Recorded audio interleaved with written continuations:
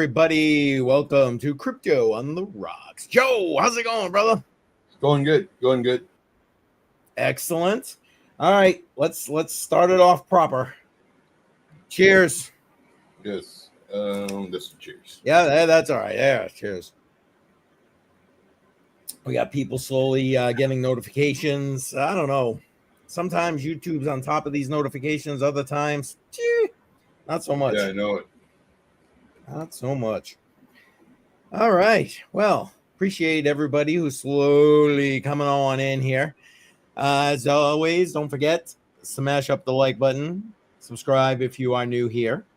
And yeah, I don't know. Not sure who's showing up tonight. Daniel didn't say he was going to definitely be here. He did send me some information, but I also know he just did like a Sound Money podcast not too long ago. So he might be like done with everything like that for today. Who knows? We'll see. But I'm sure Bedell will chime in at some point. Even Shuby, come on, Shuby, you're probably out there lurking. No, Lord knows. All right, let's see who else is here. We got BC Port Corp in the house. Welcome, sir. Appreciate you. I asked if he was going to be joining us this evening, and he's seriously, am I frozen again? I don't think you're frozen. Oh, but my controls are. All right, there we go. Finally. He said, I don't know if my internet can handle it. I'll give it. Okay. Hey, BC, I get it. Give it a show. Love to have you on here. And get your 2 cents about all this crapola with Trump, Elon, the debt ceiling, and God knows what else. Like, good Lord, man. I'll tell you what, this whole shit fandango has been going down all week here, and it's just I can't believe Trump has gone down the road of, yeah, let's get rid of the debt ceiling. Like, what? You know, everybody says, you know, that's what I voted for. Well, okay, that's not what I voted for. So there you go. Like, yeah, but it had to be done though. Like, it has to. Like every president is going to do it anytime they can. You know, increase the debt ceiling because they have to. Like, because they're just printing money. I mean, there's no other way around it unless we get new money. But it's going to have to be done. No matter what they do, no matter the cutting on the spending or anything like that, it's going to continue to rise. Well, I don't disagree. Matter of fact, when you and I go live this Monday, I've already got the stream set up. I had so much stuff. I was like, okay, I'm just setting this sucker up now, and we'll add anything we got to add to it here. But when we look at the debt and the Doge, I don't even know if the Doge is going to keep going. Lord knows, because, you know, Elon's basically tapping out. But, you know, we're going to probably be at, or if not, pretty close to that $37 trillion mark, like going over to that number. That's just insanity to me. And the idea, I'm with you, Joe. I get it. I understand. I know they're going to have to like raise it, fight for it at least. Have to frigging go in front of the people and keep throwing it out there, you know, and hopefully, you know, eventually people, I don't know. I don't know what there are things I'd like to say, but I'm not gonna say because then it'll be like, you know, he's calling for riots in the streets or something. But yeah, I don't know, getting rid of it completely. I mean, even if he doesn't plan right now on being the guy to like, because they've been pretty consistent, Joe. We've seen it, right? They're on that like 29 billion trajectory every week, you know, so okay, but guess what? He's done in what, 3.5 years, and there's just gonna be God knows who adding hopefully to the debt. JD Vance. Hopefully, well, hey, yeah, BC Port. I'm with you. BC is in the house. How's it going, brother? How you guys doing? Doing good. All right. I'm already sitting here lamenting about the debt ceiling. Sorry, I started without you, BC. No worries there. Hey, how's your week been, brother? Well, I've been moving this week, so it's been the move a busy is official at this point. Yep. Okay. So excellent. I literally just got my PC set up. And yeah, it's been a productive day. Man, I hate moving. You don't Yeah, really man. Facts. have until you have to move. And then sometimes you sell some stuff, throw away some stuff, and you still have Yep. too much stuff. I hate it. I Yeah. agree. I think you're cutting out. Mike. There you Oh, go. Is well, is it working now? Yeah, it's good. yes. It was just your audio. Your video didn't like glitch or anything. Okay. Hold on. I might need to switch something around real quick because I Hey, can't take really your time, hear brother. y'all. So Take your time, brother. Yeah, I'm that's what I'm putting in the chat right now. I all caps hate moving. Dude, I hate it so bad, man. Oh my god. I swore when I just sold my house like about a year ago now. Maybe a little bit longer than that now that I think about it. I said I'm never moving again. I'm never doing it. I'll end up moving again just because it you know the how only it goes. reason I moved over here to Georgia, well, my ex-boss kept on asking me for 6 months, maybe even 8 months, and my cousin happened to be staying with me until his next job, and he was with me for like a month already. And my boss, again asking, and he goes, "What's wrong, Joe?" I said, "Man, my boss is asking me to move to Georgia." I said, "But I don't like moving because I hate moving." He goes, "Well, I'll help you." I was like, "Okay, let's go." So that was the decision. That was all the twisting of the arm there, dude. And I left, man. I literally gave so many things away. It was crazy, and that's because I had already, because in your closet you have stuff in there that you don't use and everything else. Oh hell yeah! What I do is like every year and a half, I go through my closet and I take off at least half of the stuff in there. But you would think that I would have very little now. Nah, man, that's how much stuff I started with. And I take stuff out. A year or two later, it's like, okay, well, I haven't used it yet. Take some more stuff out. A year or two later, same thing. It's like, I get it. And the longer you're somewhere, inevitably, the more crap you like hold on to. It is, right. man. It just is. Sucks. Yeah, I hate it. Yep. But I was lucky though, because I was like, yeah, I'm just gonna leave my TV here, the entertainment center, the whole nine. I'm just gonna leave it here. I just buy a new when I go over there because it's less stuff I gotta bring. And my cousin's like, no, we'll just stack it on top. Man, it was like a pyramid. And I'm glad he did that because, well, I didn't have to buy. But we had to buy a lot of stuff though coming over here. Stuff that you don't realize. Hey, Bedell, Miss Crypto Bedell. Sorry, how's it going? Kids are too loud. That's all good. How's it going? I hurt myself. Boo boos. What'd you do? That's what you get for pinky swearing when he's drunk. I'll pinky swear. Click. You take out the trash? Oh, I'll take out the trash. All right. Let's swear on it. Yep. Your camera's kind of odd, CCM. No, it's because I've got comments turned on. That's why I moved Joe, so they weren't all over him. I don't give a shit if they're on me. But yeah, I got the comments turned on, so they'll scroll up on the screen as people put comments in the chat.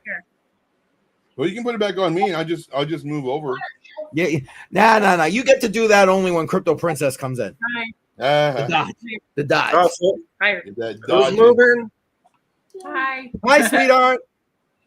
I think Luna wants to say hi. Oh, Say hi. hi. How you doing? I gotta put the camera way down for her. I know, right? You got to get yourself like those elevator shoes. There you go. Yeah. Well, you guys came in. We were sitting there lamenting about moving and how much we all love moving. Tech Man just piping up in the chat. Tech Man, welcome. Appreciate you being here, sir. Yes. Hello. As much as moving sucks, sometimes it's a nice thing because you can get rid of a lot of unwanted stuff. And yeah, Joe was just saying that, man. Joe was just saying that. I would hate to move from here Mike's because off. I've lived here for like 8 years, and yeah, it's gonna take a couple big box trucks to move everything. Yeah. Truck of just shit that I didn't even know I had, and just To the curb it goes. we've been Uh-huh. throwing away a lot of stuff at the curb last 2 months. People take it. Yeah. Oh, people love junk, man. I Yeah. say junk. I'm not saying your stuff was junk. My point is Oh, some that of they it was want junk. other people's. Well, I know Bedell put out scrap and stuff like that, and some of those piles. So that's what I meant. And people love that stuff, man. They love that stuff. Heck yeah. I've got 2 scrappers that live within 5 blocks from me that I got both their numbers, and one's very particular about what he takes, and then the other one's like, I don't care, metal's metal. I get Yeah, that. that's One one does thing it I as a used to side love. job, the other one does it as a full-time living, so he like takes it all apart and separates the different kinds of metals and does it all that way. And I'm like, dude, that's way too much work. I got a buddy that does that, and I'm just like, you're crazy. You're absolutely crazy, man. But he makes money. He literally makes a living doing it, man. Yeah. God bless him. But he makes a living doing it. Is my mic working now? Yes, sir. Oh, awesome. So apparently, unplug everything from your PC and then move it to your new place and then plug everything back in. It doesn't know what your old settings were, so you got to go in there and redo everything. So there we go. My speakers weren't working. My headset wasn't working, so I just had to redo everything real quick. So Well, so far so good, my friend. there we go. Appreciate That's you one thing I being used to here. love about being in the city is What they was had that, Joe? annual. That's one thing I used to love about being in the city is they used to have that Oh, yearly yeah. cup or whatever it was, or maybe twice Yep. a year. I think it was at least once a year though. So Yep. if you had washing machine or whatever, you can just put to the curb, do all your tree trimming, put it over to the curb. Put that out. Yeah. Yep. And speaking of washing machine, we got I put an old washer and dryer out. Someone hacked it off. I needed the pedestal clips on the bottom. Well, there you go. The one thing I hate about some scrappers is they'll like disassemble it and then just leave all the crap in at the end of your driveway that they don't want. And it's like, Right. dude, if you're gonna take it, just take the whole thing. Like, don't be in Exactly. front of the house for half an hour taking all the plastic, off that you don't want. Well, they only want the money. Yeah, right. Right. How much, not that I'm trying to be nosy there, BC, but what do you got? Like 1 U-Haul's worth of stuff, 10 U-Haul's worth of stuff? What do you got there, brother? Not even. So I am getting rid of a bunch of stuff. So kind There of you go. downgrading a little bit, and then whatever else I do need, I'll just get new stuff of, because Right. some of my stuff was like the cheap stuff for when I had first moved in there, and now I'm kind of upgrading. So time for some better stuff that'll last a little bit longer. I get it. Yeah, when I last time I moved, it was the same thing. I mean, I brought stuff obviously, but there was like, okay, I guess I'll get a new bedroom set this time. You know what I mean? Stuff like that. So but yeah. Well, so I'm getting rid of my bed because I had a twin XL because didn't really need to share my bed with anyone else. So I got a small bed, so I had a lot of space in my room. Well, now I'm moving it with my girl. She's got a king size bed, so it's like, well, I don't need the twin XL anymore. So that's gone. And then my old dresser was like a cheap old thing that I didn't need here because she's got a lot of closet space and a giant dresser. So that goes too. And so basically it's just the PC and then like a few other things that I'm taking. Yeah, you got to definitely take the PC there. Yeah, PC. Oh, you know what I'm saying? And there you go. Tech Man saying, yeah, that's me. Have a house full of stuff instead of throwing it away. I'm taking. Yeah, exactly. Hey, and you know what? Give some of it away, whatever. But if you could get rid of some of it, like sell some of it, if you got that kind of time and that kind of like determination, I guess, for lack of a better word, make a little bit of money on eBay or something. a lot of my stuff is just gonna go to Goodwill. It's like, There you go. whatever. Right. A little bit of a tax write-off, and then someone can have stuff that I don't need anymore. There you go. Facts. You know, I this whole time I was sitting here, we started straight out on Trumpisms here, and we can get back to that now that Bedell is here and stuff. But I should probably do this because on the way in, you should hopefully have voted. And here's the, you know what, let me get this off so you can see everything there. Don't forget to vote for what I'm going to dollar cost average into this week for those who are new here.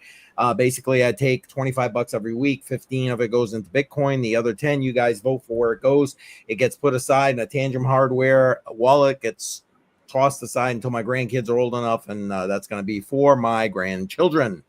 And these are your options: Dash, Gala, Link, Litecoin, and XLM.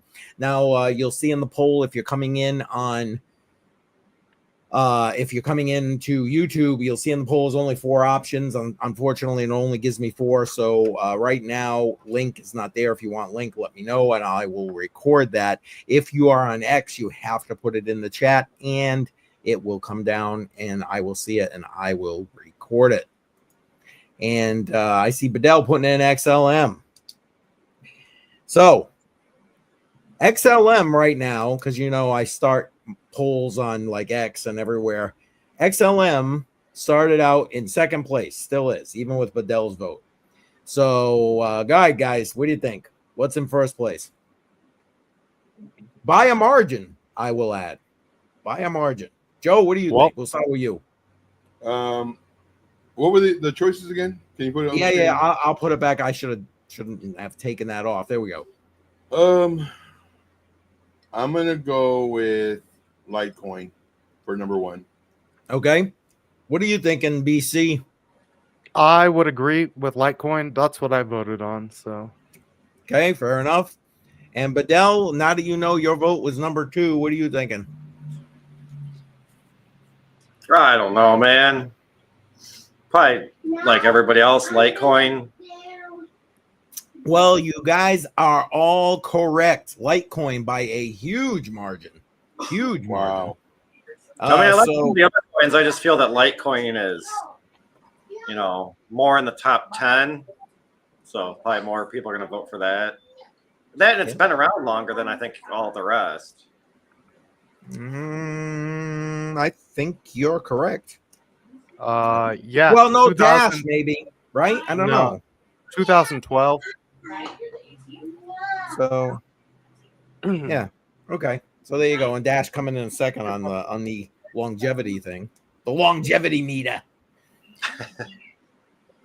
Longevity meter. So we started throwing out I was already, before BC even got here, I was already lamenting about this whole get rid of the debt ceiling thing. So I mean, and Joe brought up the point while I was lamenting that, you know, knowing what we know about the system, they got to raise the debt ceiling. But I was at least like, okay, make them come to the people, make them have to put it out there. Don't just say, okay, we're going to get rid of it. Screw having to ever come back to Congress to have to ask to raise the debt ceiling, or at least do it in public. You know, yeah. So that was my thought process. BC, I know you started on it and then we got off on a thing. Do you want to keep going? What are you thinking about that? I mean, honestly, I'm fine with it. The debt ceiling is incredibly arbitrary. It's a newer rule that they put into place that ends up just causing a lot of fighting in the government for no purpose at all. When, okay, we're just going to raise it. We're going to spend over it. We're going to raise it again. We're going to spend over it. Just get rid of it. Stop all the infighting. And let's just move on to more important things. They're just going to spend anyway. It doesn't matter. Like, what's the point of it? Move toward the cliff Right. fast. Right. Okay. So just like what you were saying, like, what's the point of having it? Yeah. If you're gonna spend more than you should. We're gonna end up having to raise it again. It's like saying to a kid, you're punished. You can't play the gaming system or whatever, but then you give them the gaming system anyway. And he's like, oh, you're still punished, but here's a gaming system again. Like, it doesn't make any sense. Just there's no punishment. Just here's a gaming system. Or it's like a trader where they put a stop loss in and, oh no, it's really close to my stop loss. Let's move it a little bit lower. Oh no, it's really close to my stop loss again. Let's move it a little bit lower. Like, what's the fucking point of the stop loss if you're not gonna fucking use it? Well, there you go. Facts. All set in the house. Welcome. All right, Badal, what say you? I don't know. It's been a long week. I got a bad migraine that's in the back of my head. You're like, I need a couple more drinks in me before I can. Had customers at work today and a bunch of crap at work and just. Yeah, that fiat mining is a pain in the ass. I'll give you that. Yep. I did KYC to Nice Hash though today. What a fucking joke that is. Oh, okay. So what are you throwing? You gonna throw all those graphic cards at Nice Hash at this point? Is that your plan? No, I got a email yesterday saying that I had like 10 days until they were gonna start charging me the fee for inactivity. So I thought about maybe putting like one card on there, but I don't know. My electric company pissed me off yesterday, so. Oh, here we go again. Let's know, hear right? all about it. Right? Yeah, here we go. Yeah, please. I need to put another clip together. Go ahead. Wait, explain to me. Government pays no taxes, but government taxes the debt with interest. Well, yeah, that's how the system works. You got to pay it back with interest, and then you need interest to pay back the interest. And then you need interest to pay back the interest. And which is why I had to watch that fourth video 3 times because that just was like blew my mind. It didn't compute to me. I was watching on YouTube where it was saying, about people who buy property, but even though they own it, they really don't own it because they still got to pay the taxes on it. Even though all you did is you don't have a mortgage note anymore, but you still have your property tax.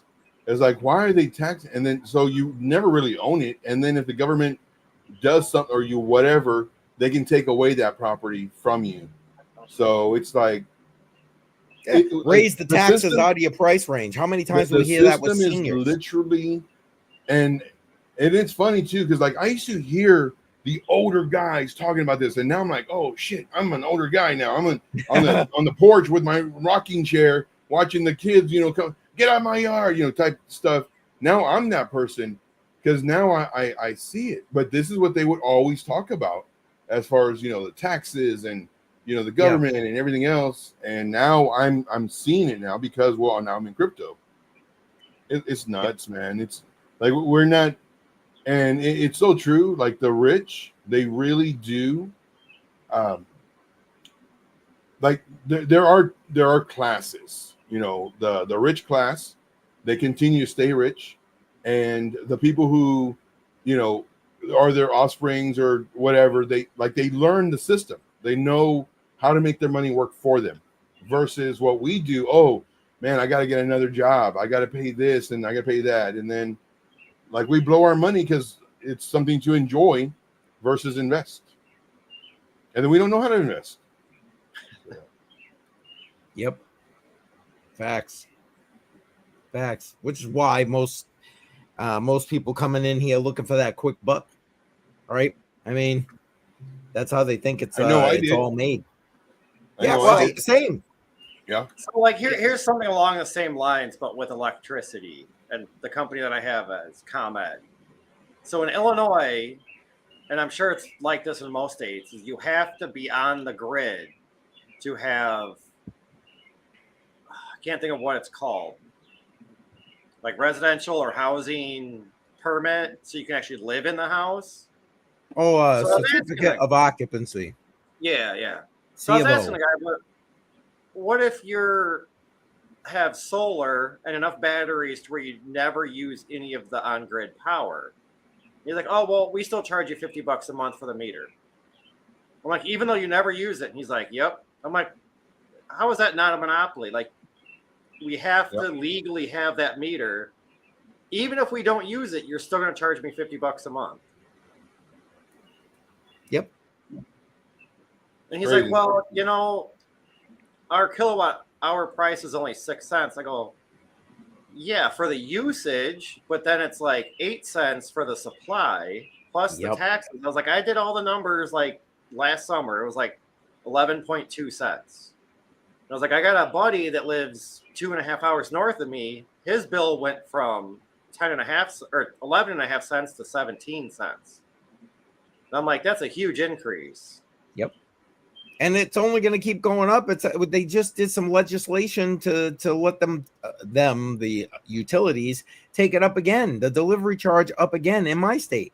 It's like, what? It's already costing me more for delivery than I actually use every single month. Oh yeah.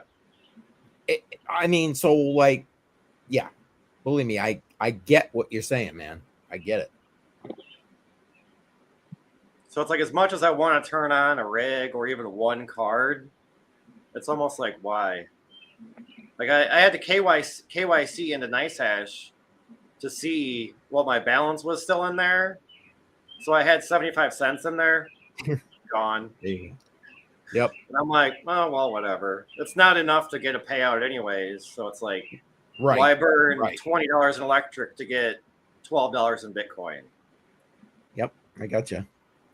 Oh yeah, I have a good solar system. It would have a lot of out of pocket. Yeah. Yep. A lot of people do. I mean, you know, like I said, my daughter was smart. She did that too. And she, you know, sells back to the grid, whatever, because honestly, she was paying so much. I mean, they got a big family, they got a big house, whatever, you know, but I'm talking hundreds of dollars a month. Makes me like laugh at myself for bitching about my bill. And like now she's down to like, usually she owes nothing because she's selling it back to the grid. And like, God bless her, man. God bless her. You know, that's just freaking insanity. Yeah. So for the last year, my average electric bill was almost $500. Dang. Yeah, it was my daughter's bill. Last month, it was 171 and some change. Holy smokes. And then since our grow is done, I'm going to wait a few months and then see how much lower it goes. But it's like, Gotcha. I didn't realize it was quite that difference. I mean, that's what, almost $300 a month difference. That's $10 a day. And considering I'm gone for almost 9 hours out of the day, it's like.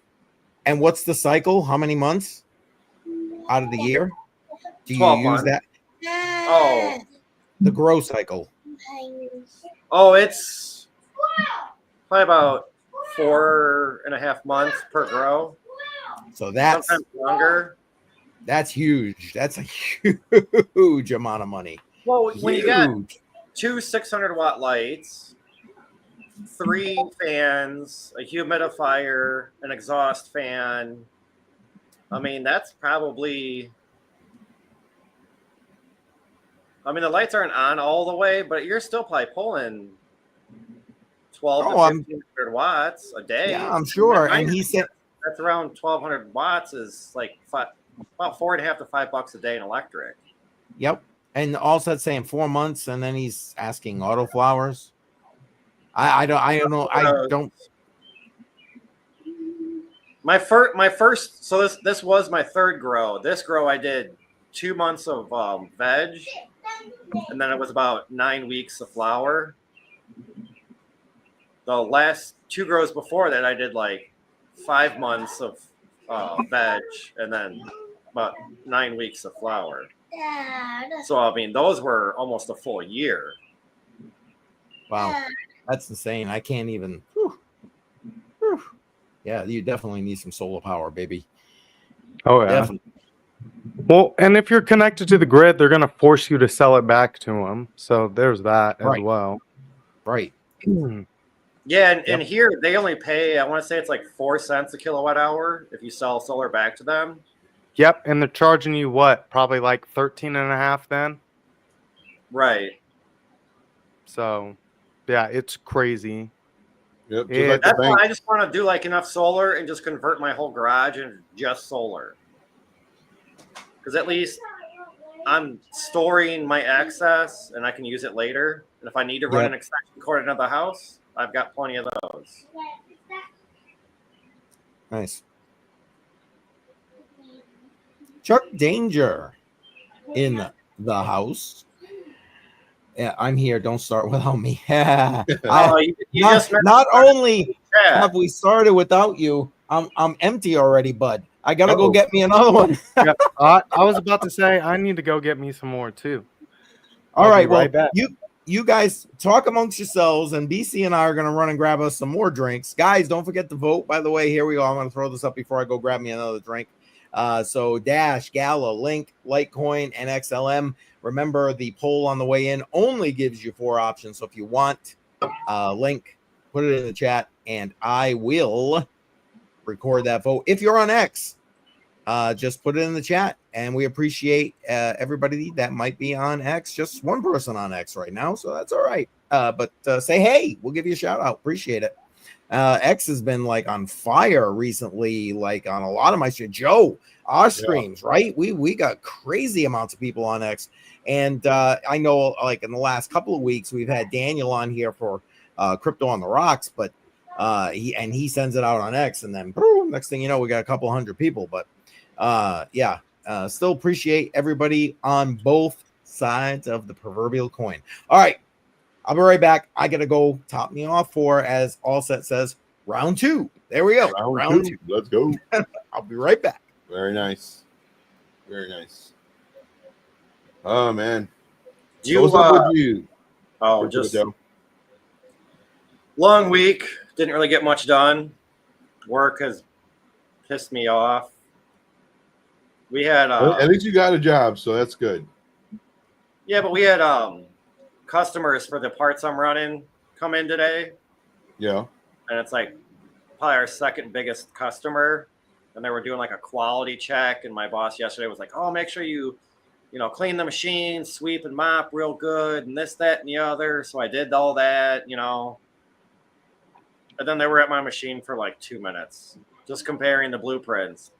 Didn't even like look at the parts. No, nothing. Right. Because like the engineer came over yesterday and he was like, oh, make sure you we have like gauges. So we put in like a little box. He's like, take all that extra shit out, throw it away, rinse the fucking box out and this, that, and the other. And I'm like, why did I do all this for nothing? And I've been there almost 2.5 years. And then I found out today that the new hires start at 20 cents less an hour than I am at currently. Yep. And I'm like, that's how it always happens. That's why they never like to. They never want anybody to talk about their pay for that reason. And people who, and I've actually had nurses where they would leave and come back like a week later or whatever the period was. So they would leave and then they'd come back as a rehire or a new hire, so they can get that up in pay. Right. But yeah, like our newest guy that started middle of January, he makes the same exact amount I do. And how long you been there? March was 2 years. So that sucks, man. 2 years, 3 months, 4 months, something like that. And it's like, yeah. Plus I do all this extra stuff for them, and it's like we get the yearly raises this week, but we won't know about them until probably Monday or Tuesday. So it's like, if I don't get a good raise, like I may just, here's my 2 weeks. Or you can ask. That's what I used to do. I would ask for a raise. And they're like, Joe, we just gave you a raise. Like everybody, corporate wide, last week. I said, no, the amount you gave, it wasn't a raise. It was a rough. That's it. Not even a raise. It was rough. That's it. And I said, no. I said, I want more. And I think at the time, it was only asked for like $3. But I mean, $3 is a lot. They were firing people for like 25 cents, 50 cents. And I said, I want $3. My last raise was in November, and it was 5 cents an hour. Yeah. I was like, you might as well just slap me in the face, because that's an insult. Right. And they're like, but it's a raise. It's like, no. But yeah, so that's what I would do. I'd go and I'd say I want $3 an hour. They're like, we can't do it. I said, we'll talk to corporate, let them know. I never call in. I'm the on call. Like they have me as their number one call. Where if a nurse calls in, boom, I'm there to show up. I pick up all the extra shifts, et cetera, never late, blah, blah, blah. I just listed all the stuff that I do. And the biggest thing is I don't call in. Zero call-ins. So I want my $3. And then boop, they give me $2. All right. And yes, Princess, I did have my own business for about 12 years. And the money was good, but when you work 18 to 20 hours every day, 7 days a week, it gets to be too much. And then you had a crew. And then the crew, you got to take care of them, make sure they're good. And then, it's rough. And everybody else but you gets paid first. And Princess, welcome. Appreciate you being here, by the way. I left the job of 12 plus years because of stuff like that. There you go. Yep. There you go. And Shuby won't be joining us tonight. He won't be? Oh, no. Man. It's his daughter's 21st birthday today. Oh, that's today? Yeah, so he was out of state. They got there last night. I think they're heading back home tomorrow. Gotcha. And my wife is my boss at the moment. There you go. Well, the wife is always the boss. Well, that's probably true. That's a good point. Good point. And Princess saying, I can never work for anyone. Run your own business. I'm planning on opening more over the next few years. Yeah, smart. And you know what? The way things are going these days, I mean, look, we got job numbers cutting back, and I'm not saying don't go work for people. Everybody should start their own business, because honestly, some people just ain't built that way. Let's be for real. But like, if you have that opportunity, you have the acumen to do it. I think, do it, man. Put your feet in the water. You're not going to succeed at everything you do, but silly, seriously. Give it a shot, But in my state, if you have a business, whether you make money or not, that you still have to pay a $250 a year yearly fee. Wow. Well, is that for like an LLC fee or a corp fee or whatever? Because that's standard in every state. My first one was an LLC that I filed for free. But you file it for free, but when you renew it, you got to do it every year. You got to pay. So the state shut that down because I never paid that fee, because I was like, I'm not like actually using that company to make money. It's sitting there doing nothing. It's just hey, I have this company. That's it. And then my actual company. Oh, sorry. Go ahead. I was paying my lawyer to fill all that out for me, and that was an extra $150 every year. Yep. And now, or at least no, wait a minute, that got pushed off because I was going back and forth with the lawyer on my most recent LLC because they put that in where you had to also file with who the hell was it? I forgot what government agency. It was a Biden era thing, and then it got pushed off at the last minute. And Techman saying he's going to work from home. He's always been a drone worker. Yeah, I get it, man. Hey, listen, I still mine fiat on a part-time basis because, sometimes you got to do what you got to do, man. It's just, right. It's just what it is. And I'm cutting back.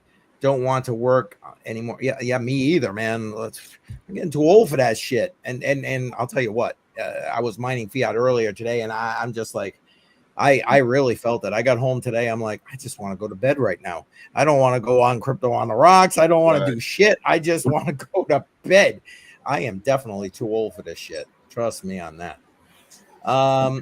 Else stacks it. Yes, he's the boss. Satoshi is the boss. There you go.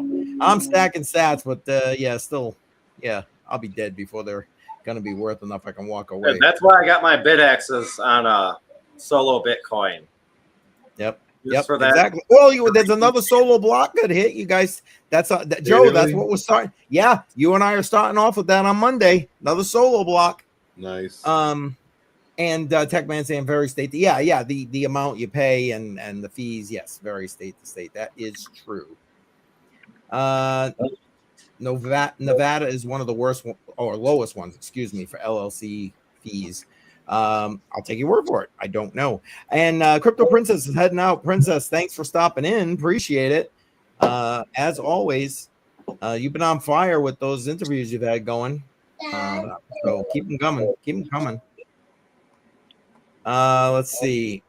What's he saying? I'm just sitting at home busting out blocks at the moment. There you go. There you go. Yeah. Yeah, he put a short out. I don't know when it was. I think it was today. I got the notification today, and one of his bed axes hit a block, but I believe it was Digibyte. Oh, yeah. Yep. There all the time past the night. I mean, I'm just sweet dreams to Princess. Yes, exactly. Jay Violet in the house. And it's Jay Violet's birthday. Happy birthday, Jay Violet. And cheers. That is a straight off cheers for Jay Violet. Cheers. There we go. Cheers. I noticed her emoji or icon or whatever was different.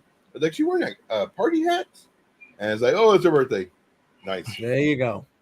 And yeah, I'm Jay. If you all remember, Jay Violet emojis in the chat. Light it up. Light it up. So the block of Digibyte that Techman hit, you can now buy French fries. The block is worth like $2.65. Yep. And Princess is saying this year I'm starting BTC mining, building up a trading bot army, and she just did that interview. You should check that out if you didn't already. And you know what, bot trading can be lucrative if you've got good settings. I mean, you need a large enough library that your bot is built off of. They need to be able to really adjust to market switches, so they can be profitable. They cannot be. So it really just depends on how deep your strategies are that you've built up in your library. Indeed. K Diggity is in the house. Welcome, sir. Welcome. And there it is. There, BC knows. BC knows everything. Why do you think I keep having them on my on all my training series stuff? Matter of fact, Sunday, 7 p.m. Me and BC going to be talking crypto taxes. So exciting. Not really. Oh boy. But but we do try and give you at least a good 411 on what's going on. So, and as a matter of fact, BC and Joe are going to be joining me. Is it Sunday? I think so. This Sunday for a recording series. So that'll be coming out pretty soon. Stay tuned for that. And Saturday, tomorrow. Yeah, it is Sunday with you guys. Saturday, I'm doing one with the boys from Billy Goat Tales. Going to be talking community on that one. So yeah, I gotta do some catch up. I'm falling behind. A lot of them fell apart. Trying to schedule them and getting people in. I will. I was really counting on one. I probably shouldn't have hung my hat on because basically. He told me that was him helping me wasn't going to make him any money, so he was out. So okay, great, yeah. So I'll just leverage AI for that one, and who knows? We'll you should see put his name in private chat. I'm curious. Oh, you know who he is already. But yeah, just anyway. it. Yeah, no, yeah. No, and that's why I'm not. And that's why I'm not. If I'm sub to him and he tells you that, nope, he lost a subscriber. Yeah, well. Let's see. OnlyFans bots. Yeah, there you go. Senior community. Yep. Speaking of which, dropping a video tomorrow for seniors. Figure who better to talk to the seniors than the senior. Yeah. So go and you can check that out tomorrow. It drops at 11 tomorrow. Although if you're a channel member, you already have access. I'm doing a more laid back. I'm literally sitting outside, chilling, talking, and I've done about 3 of them so far. I'm going to drop one a week, just kind of trying to take a look at it from a senior lens. Because Joe and I, on one of our streams, we were talking about it. Seniors, the boomer generation, is like the biggest growing group right now coming into crypto. Yeah, because they have money to put into crypto. For whatever reason, it doesn't matter. They're coming. They're coming. Well, and see, I try to get like buddies that are my age, and they're like, "Bro, I barely have like $20 left over, paycheck to paycheck living." I'm like, "Okay, well, just dollar. A dollar today is worth more in a year." And it's like at least if you get 10% on it, and you do that every week, it's something, and something is better than nothing. Well, there you go. You know what? That's so funny because I was already having that. Well, I have that conversation with my kids all the time, but it's just like I feel like I'm. You know where it says you see the rock and it says hit head here. I kind of feel like sometimes that's what wham. That's what I'm doing. But it's interesting. Maybe we'll have to. I was thinking maybe I need to do another one of these sit down in the backyard series and have that conversation. Listen, put 25 cents in, put 50 cents in. Don't get your Dunkin' Donuts coffee today and put that in, whatever it is, kind of thing. And there's a lot of people.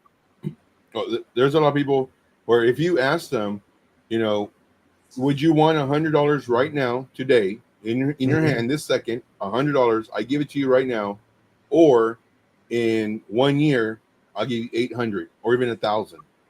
I'll take the 100 now. Yeah, like all of them. I've seen a lot of shorts. I think it was just mainly one guy that did it. I don't remember his name, but he would just walk up to strangers and be like, "Here, you want $1,000 or do you want 1 Bitcoin?" And they're like, $1,000. Oh yeah, yeah, give me the money. They don't even know what 1 Bitcoin is worth. They just think it's 1 Bitcoin. It's worth. It's just nothing. one. It's just 1 Bitcoin. It's just one. Yeah. It's $1,000 or 1 Bitcoin. Like, no, Bitcoin's worth a lot of money, but it's just one. Like a lot of the people that I've talked to about, Bitcoin and crypto is they've either lost a lot or they buy when everybody talks about it. Like, like a couple of weeks ago, I was talking about the guy that I know that bought XRP that for $3, and I was like, yeah, no. Right. Or they made money and then they cashed out and then they got to pay 50% of capital gains on their taxes. And they're like, so I just lost half of my profit. Like, what's the point? Yep. Something that BC and I actually talk about in this Sunday's video. Grandma, give me BTC money. And then Techman saying my parents only want to know how they get fiat out of crypto. Yeah. Because again, that's what they know. Like Daniel was saying when he was here a couple of weeks ago, he's like, we've got generations of people who just don't even understand money. They just don't. And number go up. NGU. That's by design now, because it's like, how do you make the most of money as a system? Yeah. Yep. Well, you have a bunch of people that don't understand money, and you can make a bunch of money off of them. Damn straight. Damn No, straight. Even CCM did a little, I want to say a series, but living on crypto. Mm-hmm. How you can buy Bitcoin and then use Bitcoin to buy certain things like gift cards and whatnot through certain websites and what have you. And I think at that point you can avoid the capital gains tax. Well, if you're smart about how you get your crypto, maybe, then you got a little bit of options with regard to that. And Chuck Danger saying number always go up. Well, I guess on a long enough timeline, on a long enough time horizon. Well, and see, that's another part of that thing where you were saying it's like, do you want $100 now, or do you want like $110 later? And people's time horizons are very, very short now, thanks to the internet. Yep. So people can't look past, hey, what do I need for this week?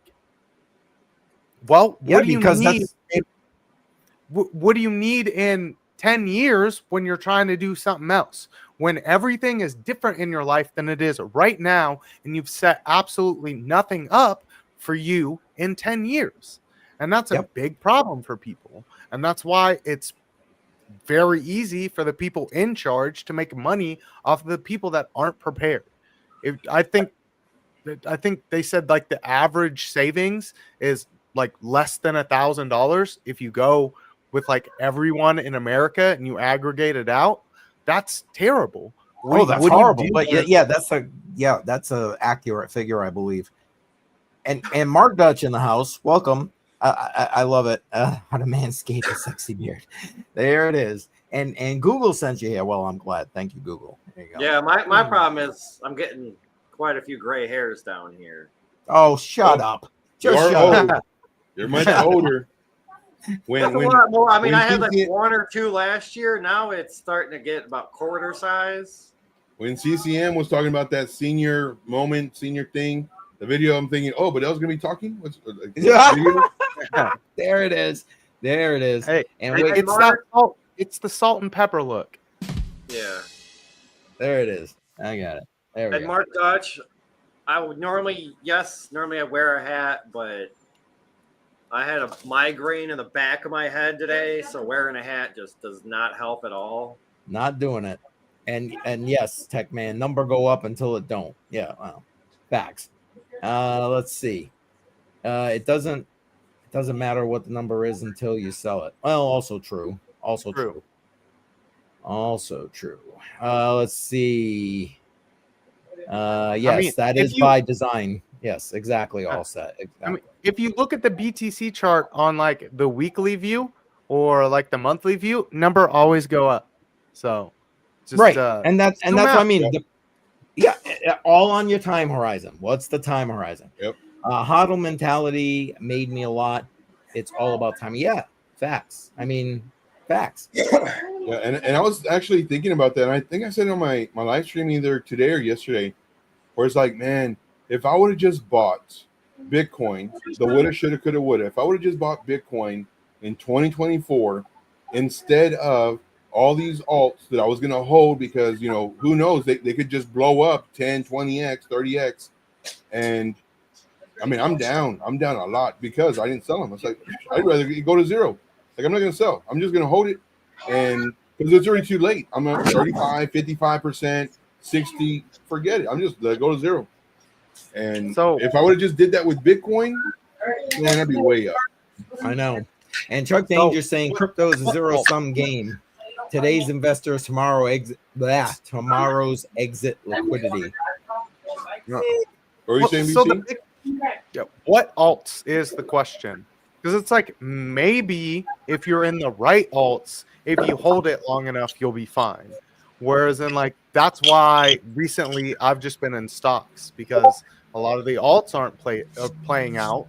But like depending on what alt you bought, you hold it for like say 6 more years, you'll be fine. Right. And everybody that's coming into the chat right now, don't forget, tell Jay Violet happy birthday. We got the birthday girl in the house. In the house. And round tripping is the new jungle safari. There you go. Yeah, the kid wearing the birthday hat. Yes, she's wearing the birthday hat. So I kind of did a thing a little bit ago. I gotta step away, guys. I'll be right back. All right. So I was curious as to how the ballet physical coin wallets work. Now, unfortunately, I believe I threw it all away. But so you pop, the coin out of the plastic, and then you have the QR code on the back. Well, don't show us that. Well, I got all your crypto now. Me too. I've already sent it. So, and this is just like the seed phrase. So there's like the QR code that you scan with the app that tells you like the balance of the coin. And then when you go to transfer it, you pull that away. Then there's another QR code that you scan, and then you got to enter that. What is it? 20-digit or 16-digit seed phrase. So it's actually interesting. I don't know. I had them for a year now, and I'm really curious how this works. I should have made a video of it, but I'm not much of a video guy. I'm more of a get on live stream and just go at it. Yeah, because with the video, then you got to edit it. Well, first you have to plan it out. Then you have to edit it, take out all the ums and the repetition of the words and whatever. And then you spend so much time, and then you get like 13 views. Like what? Yeah, Mark, go ahead. It's already on one of my exchanges.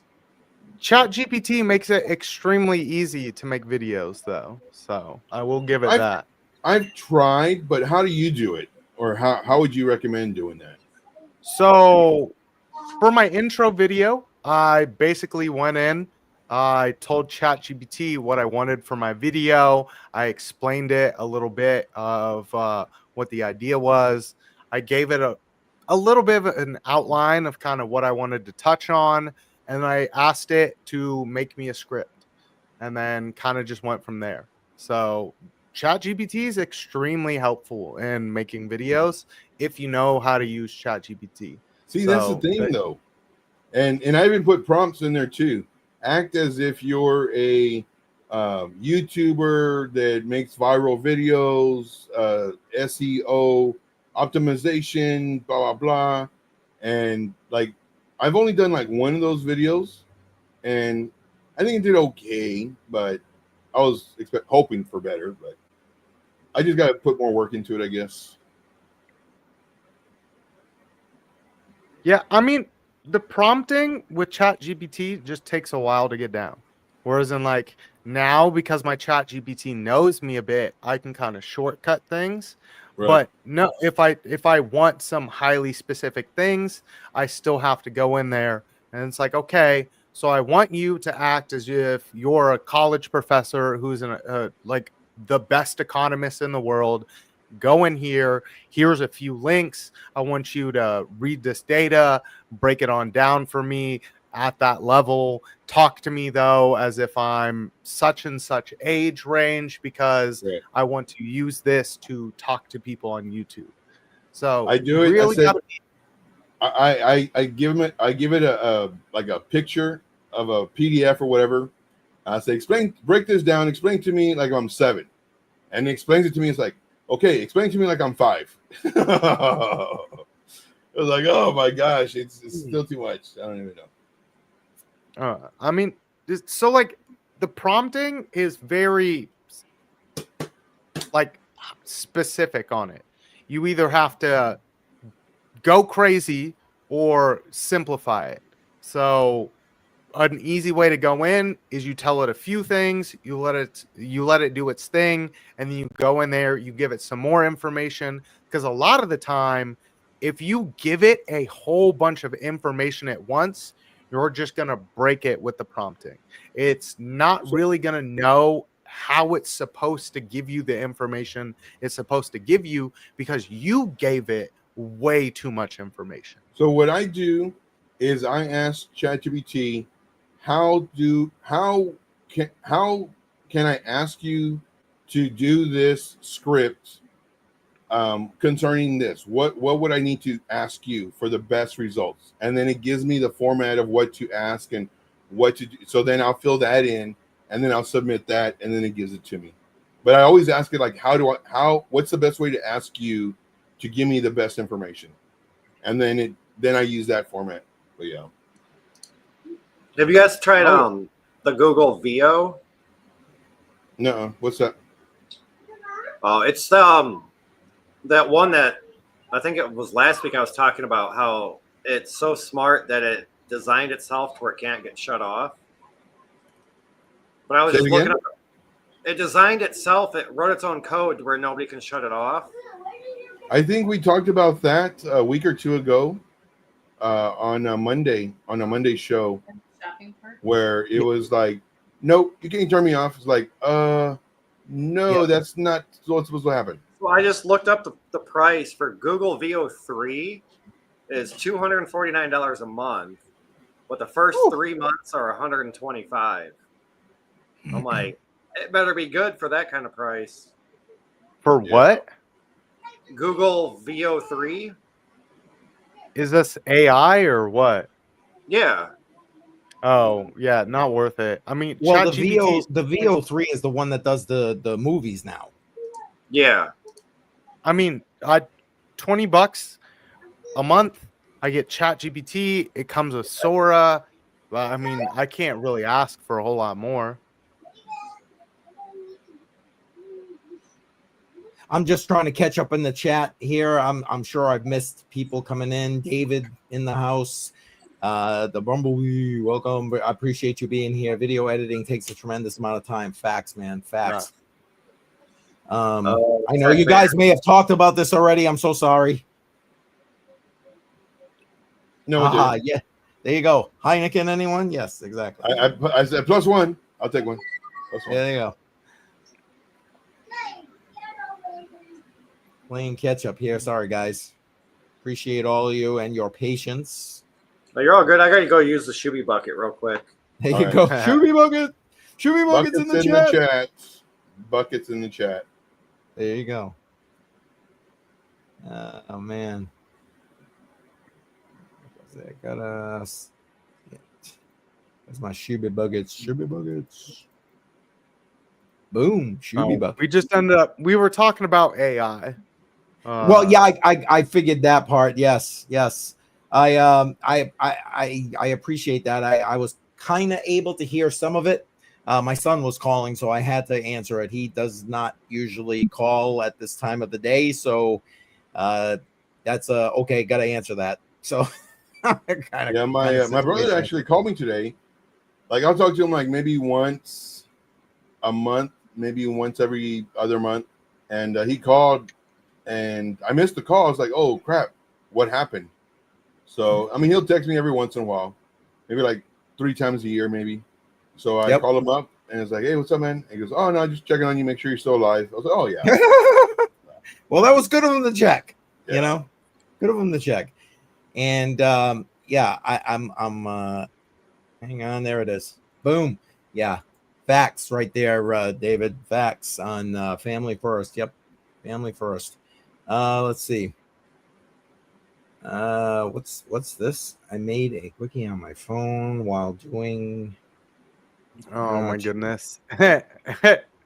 Okay. You clicked the wrong comment. I guess I did there. I guess I did. He gets me all the time. And before, and I mentioned this today on my stream, before I would have a lot of people from all the places I go to. They'd all come in and they'd have their own little side chats. And man, it would get crazy. They don't watch my channel anymore, but it's okay. But before, I would just click on it and then read it. It's like, oh, and then I click on the next one. And it's like, oh, and I click on it, and then the comments like, I can't believe he's reading that out loud.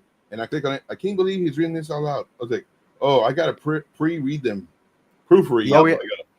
That's why I don't bring up any comments on my YouTube when I'm doing shows. Because I don't trust any of y'all. Y'all are some deviants. That hurts, dude. It's so funny, man. Hurts. It's so funny. These deviants in the chat trying to get me banned. Yeah, there it is. There you go. Yeah, we're all talking about AI, right? Yeah, well, I don't know about that. Yeah, and yeah, see, yeah, exactly, exactly. Oh, yeah, crap. There's like 2 or 3 of them that I have to watch out for, and Mark Dutch is definitely one of them. Yeah, and he's got me a few times too. And it's just funny.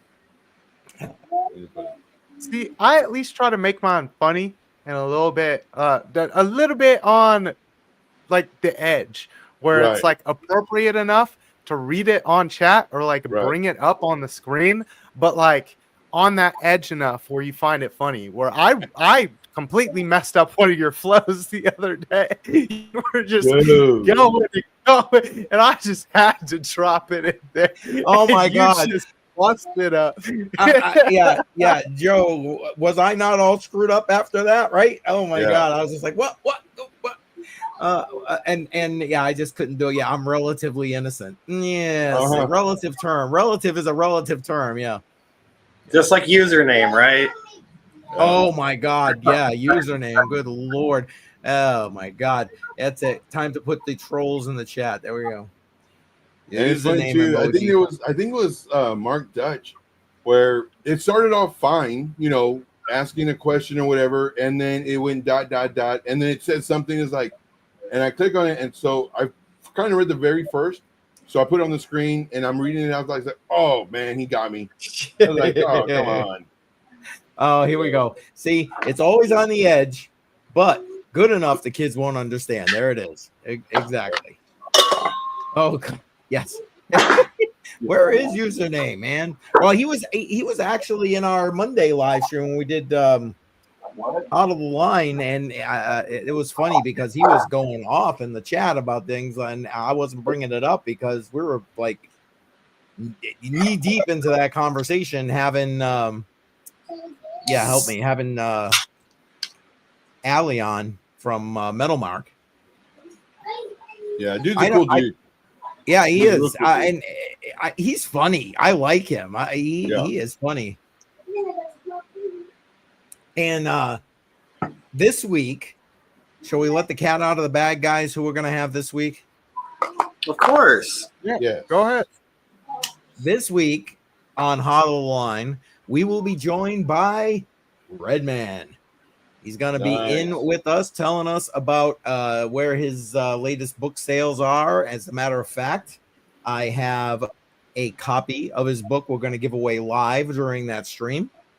And and then he's going to stick around and he's going to chat with us about whatever we happen to be talking about, which at this point, that's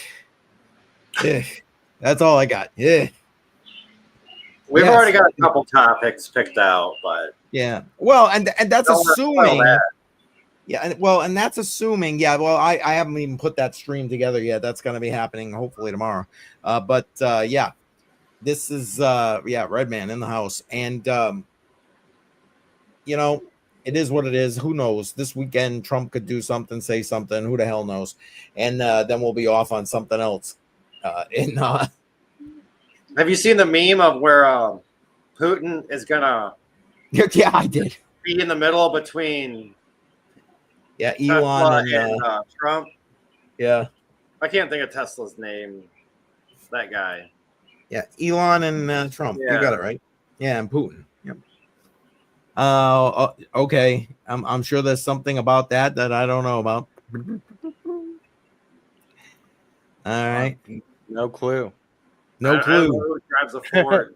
I'm sorry. Well, I'm assuming he's talking about Redman right there. So. Yeah, probably. Oh man. Appreciate everybody being here. Guys, don't forget to vote. We came into this stream with Litecoin in a pretty decisive lead. But you get to vote. What I'm going to dollar cost average into: Dash, Gala, Link, Litecoin, or XLM. If you want Link, you got to put it in the chat because unfortunately they only give me 4 options on the poll. Yes, found on the road. Exactly, BC. Exactly. Oh man. Oh, it's on his YouTube channel. Oh, I haven't. Okay. Honestly, the only place I really watch Redman is like on Billy Goat Tales when they're doing their thing, or on the X Space, whatever. Speaking of which, did you guys listen to this past week's X Space? I thought it was pretty good. It was pretty good. Well, I know BC, you gotta get the beauty sleep. The beard needs the beauty sleep. Well, but so normally I listen to it after. I've just been busy with moving this week, so I've missed out on a whole bunch. What's the? Oh, they were. I know, just like all the scammers that are in the comments of the videos, right? Sharing, oh, hey, I got this money tied up on OKX. I can't get it off. Here's my seed phrase. Help me. I got this wallet and I need to know how to move my money over. Here's my seed phrase. Can you help me? Help me. Help me. Yeah, the first time that I got that message, I was like, seriously, you can't be this dumb. Like, maybe your brand spanking new. So here I go writing out this big old long thing. Like, the very first thing they say is never get this out. And then as I'm typing, it's like, wait a minute. Like, nobody can be this dumb. Like, you get your seed phrase. The very first thing it says is don't share it. So I deleted the comment, or I deleted my response. And I saw the next one was one more just like that, but it was a different person. I was like, that's weird. So I removed it. And then there on out, boom, just constant. And it's funny too. And of course, everybody here is a YouTuber or an influencer, or whatever you want to call yourself. So, YouTuber. But I go and I check my comments. Oh man, I got 13 comments. Awesome. And I go, 11 of them are from the freaking scammers. Spam. Like, yeah. So I just hide them. Go ahead. Yep. I know that feeling because I get them. Yeah. Hey, engagement is engagement. Leave it there. See, and that's what I was thinking too. Can't do it, man. I can't do it. That's what I was thinking too. But I was like, I don't know. I would just hate for somebody to fall victim to that from like I can't my one of my videos, and then they're gonna be like hating on me because I didn't. Yeah, exactly. See, Mark agrees with you. There you go. Here's the thing though, is like, how is anyone going to get hurt from that? It's a fake seed phrase that nothing's going to happen with. Like, you can't access anyone's money with it. They can't access your money with it. It's literally just a nonsense comment that makes no sense. I leave them on my video. Screw it. I forget what the dude is. He's an older guy, and he's somebody I used to watch a long time ago when I first started, but he explained the scam behind it. So when you go and you log into that, with the seed phrase, and you log into that thing, it'll show that it has like $100 in there or $50 or whatever. So because you have the seed phrase, well, you can withdraw that money. So you're thinking you're getting over because, well, you got this seed phrase, but it takes 30 cents of gas to transfer it. So once you hit yes to approve it, it drains your wallet. That's my understanding of it. So yep. Yeah, I think that was Crypto Dad. Yes, him. Show. Crypto Dad did that breakdown. Yeah. Do you guys watch Crypto Dad? I like him. I don't watch him as much as I probably should, but I used to when I was brand new, and I was learning a lot from just different people. He's one that I learned a lot from. Yeah, not he puts out great info, but just the other stuff for crypto. Mm-hmm. Yep. But yeah, you'd be surprised. You just type in whatever, how to use Blowfin Exchange, and then you'll have all these people that are there, and some of them are horrible because they 30 minutes of nothing, and some of them are like really good. So yeah. Yep. And yes, right here, Mark's got another one. Yes, this is the other one. This one was, I think, came first, and but it's still out there. And yeah, exactly. Yeah. And then you got 9 comments below it trying to entice people to go to Telegram or go to WhatsApp or whatever. Or like the other big one, it's like, thanks for the portfolio advice. I follow such and such trader, and they made me all of this money. And then it's like 34 comments in that thread. Yes. I'm like, fuck it. Like, I just leave it alone now. So I'm like, whatever. You just put 50 comments on my video, and engagement is engagement. There you go. Like, most people are smart enough to realize that that's all bullshit. Yeah. So it doesn't count as engagement if you remove those comments? No. I don't think so. Gotcha. Maybe I should just leave them on and then like comment underneath it, like, don't listen to this person or something like that. There you go. I always respond to those and enjoy the chat. Yeah, there you go. Like for me, like if you're really that dumb and naive, you almost deserve it. Like I hate saying that, but you do. And like for me, I was one of those. You know, I saw on YouTube. You send us, 100 XRP. We'll send you 500 back. Yeah. Oh, really? Oh, but I didn't know how to do anything at the time, so I couldn't do it. Engagement is engagement. There you go. Yeah. I mean, I don't know. I just can't. It as soon as I see it, it's like, boom, gone, banned from the channel. Boom, gone. Engagement is engagement. Like that. What it lets you know is that you're big enough that like it's worthwhile for these bots to like at least comment on there. And it's like whatever, boost my engagement scores. Yeah, we need our. There you go, Chuck Danger. There it is. We need our exit liquidity. Oh my goodness. Yeah, and it's like there was a great movie that says it, and you know we all know the movie, and as stupid is as stupid does. And if people are going to be stupid, you can't save people that are just going to do stupid things. Yeah, like you can't. You that's facts. That's you can't save everybody. That's facts. And right here, yeah, you're right, Mark. YouTube probably does see it as like, hey, that's super engagement. Look at this, woohoo! Yep. You know. Yep. How sad is that? But facts. But then we put something out there and they're blocking it. Oh, strike. Right. You know what I mean? It's like, dude. Yeah. Every time I talk shit on Joe Biden when he was president, and my video gets like no views on it. Like, yeah, we're just gonna ghost this guy real quick. Yep.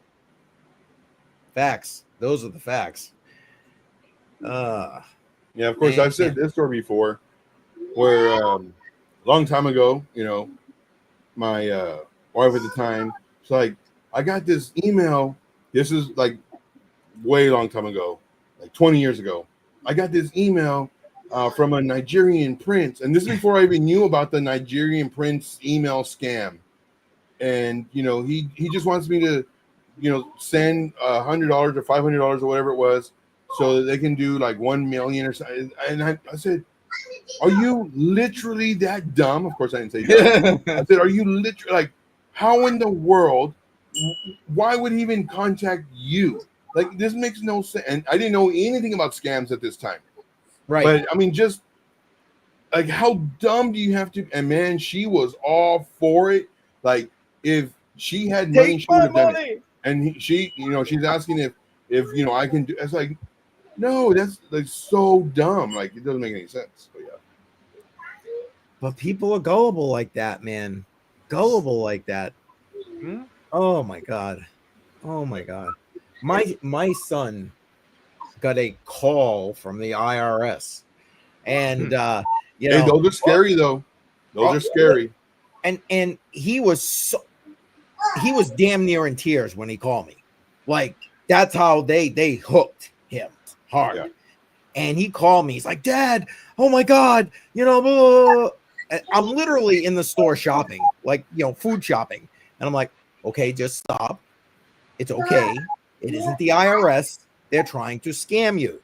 No, Dad. And it's so funny. There were people in the aisle going, tell them not to do it. Tell them not to do it, because they knew what I was saying. You know what I mean? I'm like, dude, it isn't. The IRS don't call you. They send you letters. There's got to be a trail. And calling you ain't the trail. So, or someone will show up at your door. Well, you want to know what? He said, we're coming to your door right now. I said, I will be at the house there shortly. Sat there with the gun, waiting for them to show up.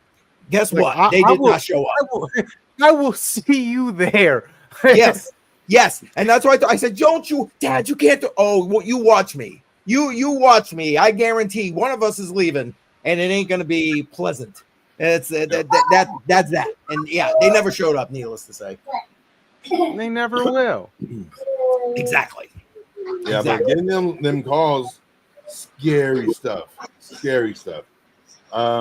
My ex, same one, she actually got a call from I don't know if it was the IRS or whoever it was, There it is. There, yeah. You got the hat on. You're looking sexy again. There it is. Sorry, I had to put that out there, And Joe. I Go don't ahead. know, I'm sorry. I didn't mean to interrupt been you. gone for a little while, so Maybe That's she all right. received that call because she maybe answered that Prince email. I don't know, but it was right on the same time. So then she gets a call. I come home from work. She's in tears. She's on the phone, and she's like, they're gonna this and that, blah blah. And so I get on the phone, and it wasn't like a weird accident, not that I remember, but they were just very adamant that they are going to, X, Y, and Z. And then finally they're like, you know what? We're just going to go ahead and dock her pay 90% or whatever it is. And that's detrimental, 90%. And so, they're trying to get money out of her. And I said, you know what? I tell you what, you have my permission. Take 100%. Take all of it. Take 100%. And we're done with the call. See ya. And of course, they never did anything because they couldn't. Yeah, and because I they didn't know can't. at the time. Yeah, I didn't know at the time, but it just sounded fishy. It's like, and I told him too, I was like, there's no way you can do this. I mean, just for like child support at that time, I'm thinking they can only dock so much of your pay, but they can do like, so there, and it was more of a scare tactic. And I caught on to that. I was like, you know what? You have my permission. Take 100%. Go for it. Do it until the debt's paid off. Have or at whatever it was. Yep. Never Have did. at it. Facts. Oh, that shit just pisses me off. It's like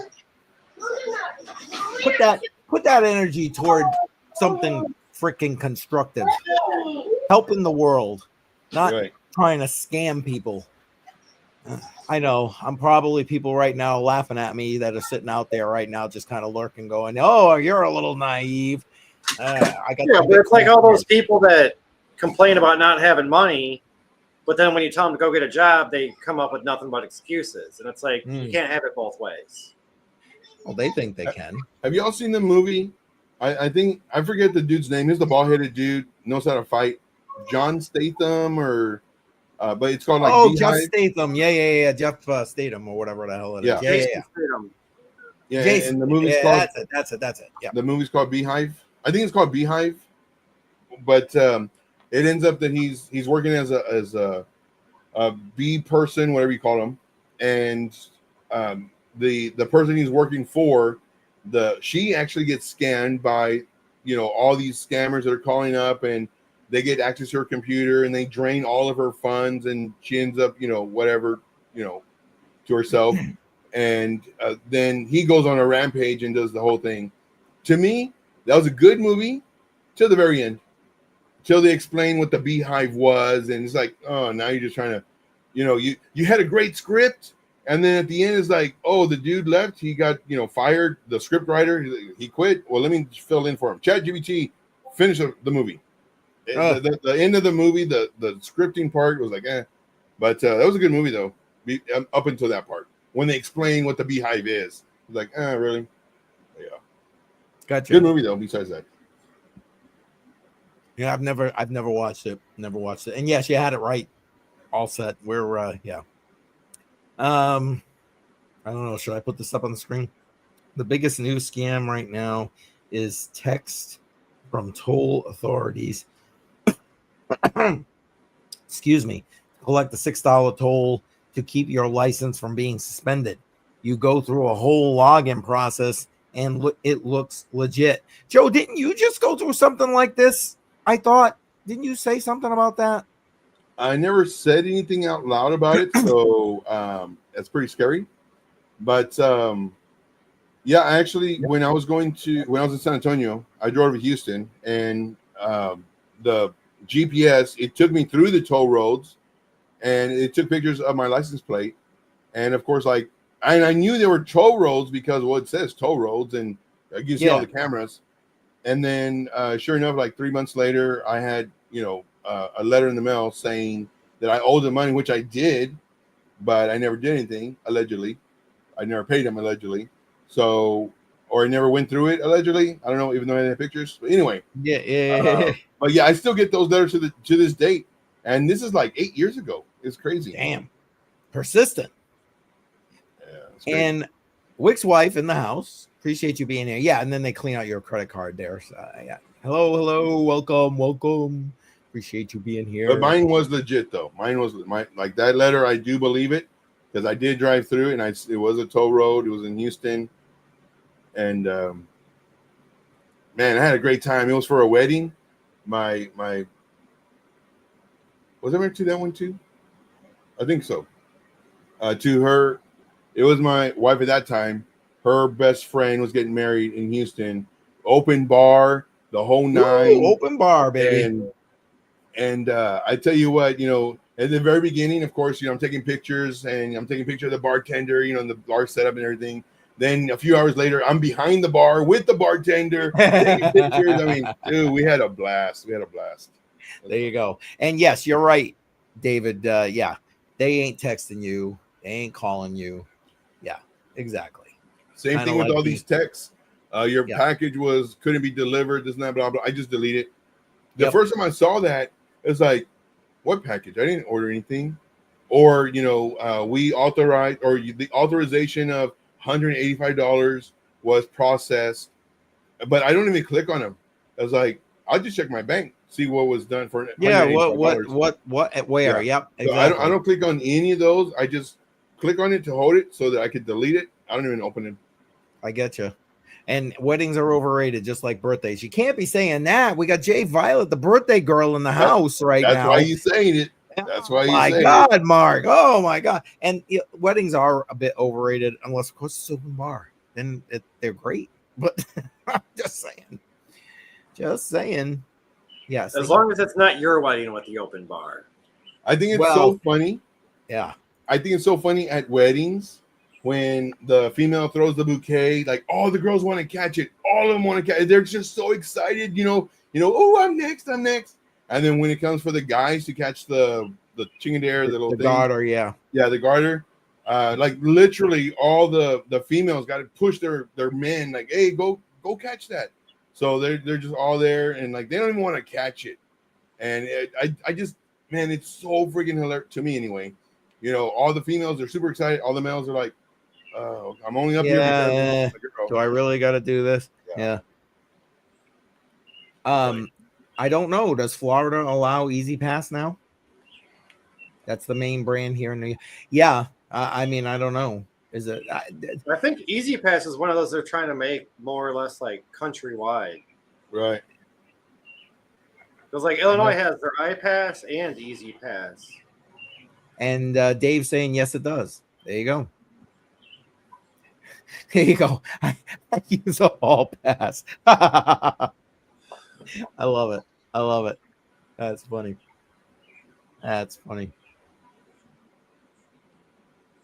Yeah, exactly. Everybody gets it. Yeah, exactly. Oh, shit. Man, appreciate everybody being here tonight. Thank you for all the activity in the chat. By all means, I mean, we kind of went on about the whole debt ceiling thing much earlier in the stream here. We're hour and a half in now. You know how we get as the night goes on, things just kind of get a little off the rails. So if you want to add anything to that conversation, by all means, throw it in the chat. Oh my God. Tech Man's comment. Yeah, yeah. Oh my God. Oh, Tech Man. Love you, Tech Man. I do. I really do. He's just taking a play out of Wedding Crashers. Yeah. That's a funny movie. Ma, the meatloaf. I was just gonna say it. Mom, meatloaf. Mom. That's so funny. There you go. He's the love guru. Yeah, well, yeah, that is true. We're laughing at it and all that other stuff, but that is true. What's this? Dutch. Oh my gosh. You're welcome. No, man. But I mean, if you wanted to be up 40%, if you'd listen to my stock picks for this year, they've been absolutely killing it. So that's about all I got. I don't know about no XA B643 or whatever. It's crazy how many of those get commented. And it's like you try to look at it on any, because like I've done that where I'm like, okay, I'll look it up. And you try to look it up and it's nowhere. Where it's like, where is this person supposed to buy? How are you scamming people if you're telling a token that nobody can find? Right. Oh, we got Leo in the chat. That's right. Cluck, cluck, baby. Cluck, cluck. There we go. Cluckety cluck. Yeah, sexy peeps. That's us, man.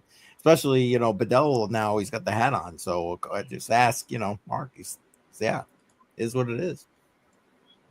There it is. Did anyone get in on the Circle IPO? No, I did not.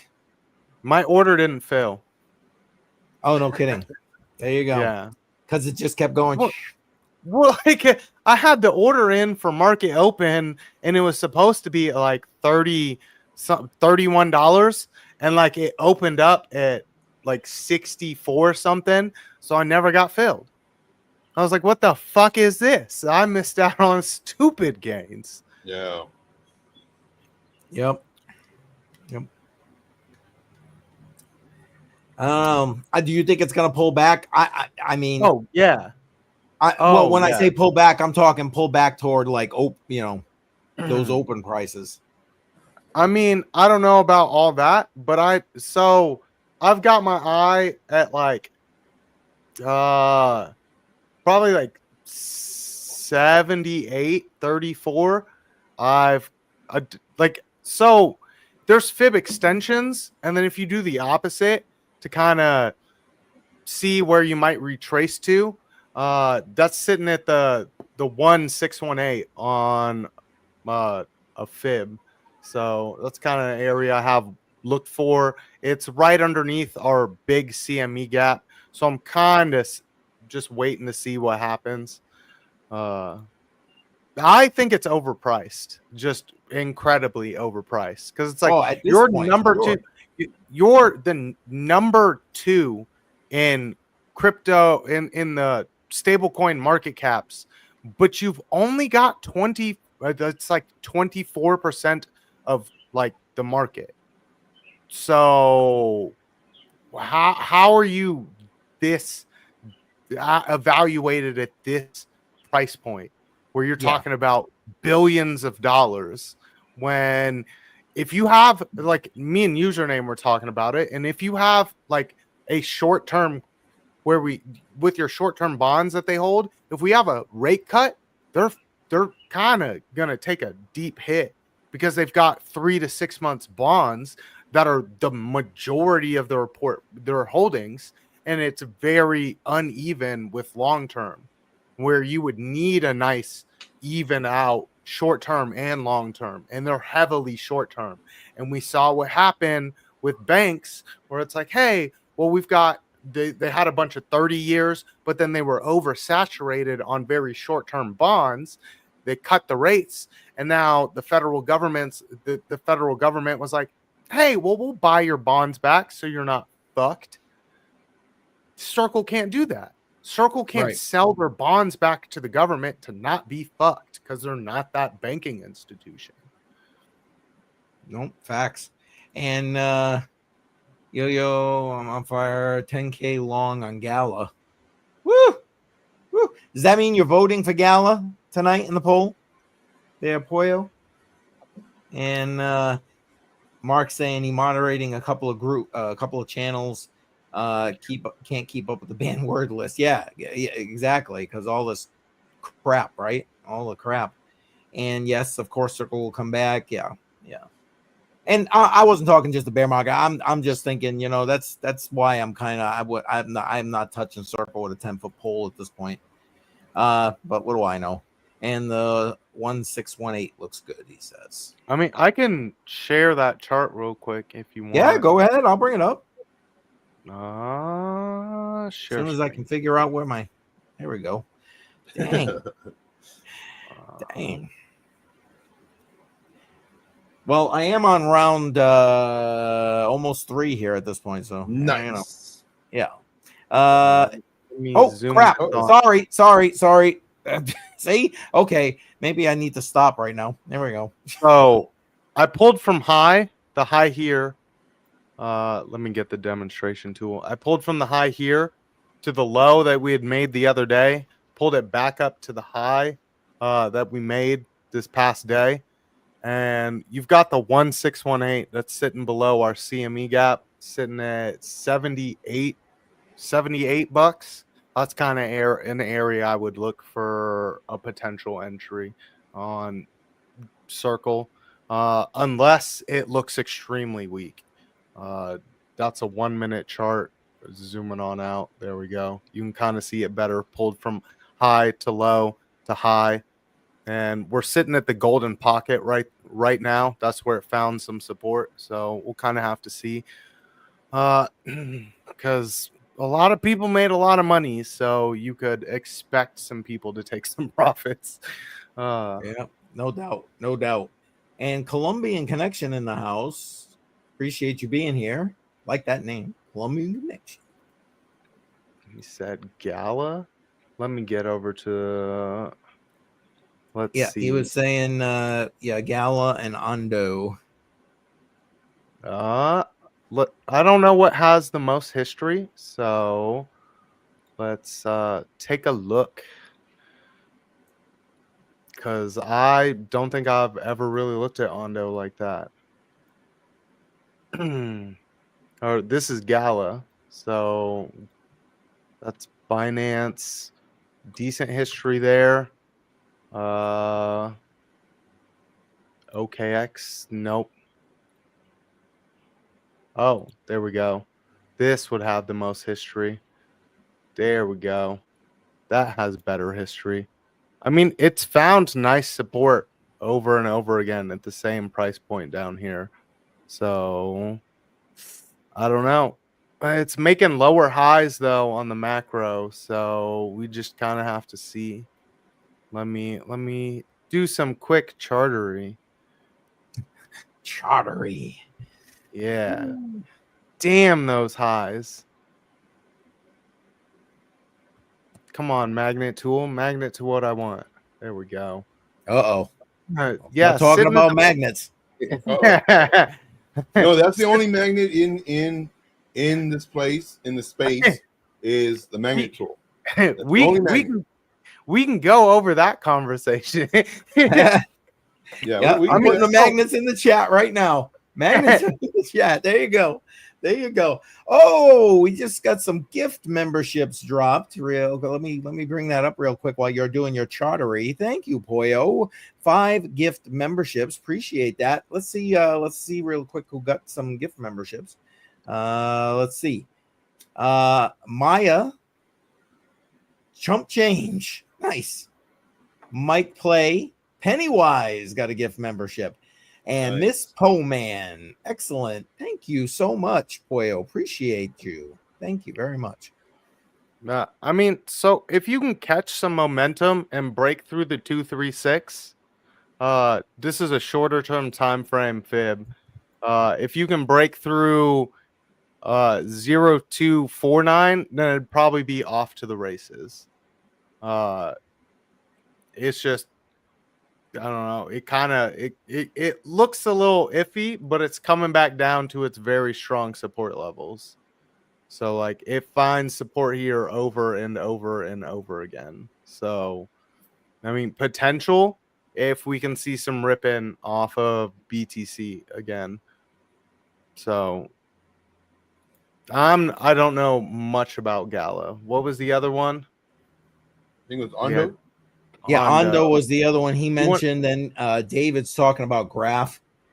Do you want to? Oh, I haven't looked at Graph in forever. Do you want to take Ondo, Joe? Yes. And then I'll pull up Graph in the background. I will do Ondo. Oh, I gotta share my screen. Yep. Share screen.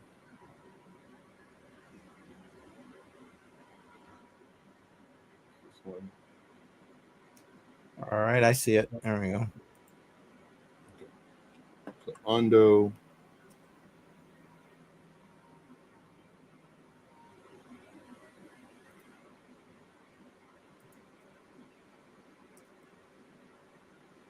All right, so same thing, and most coins are going to kind of be like this, where we've already, hopefully, potentially found the bottom.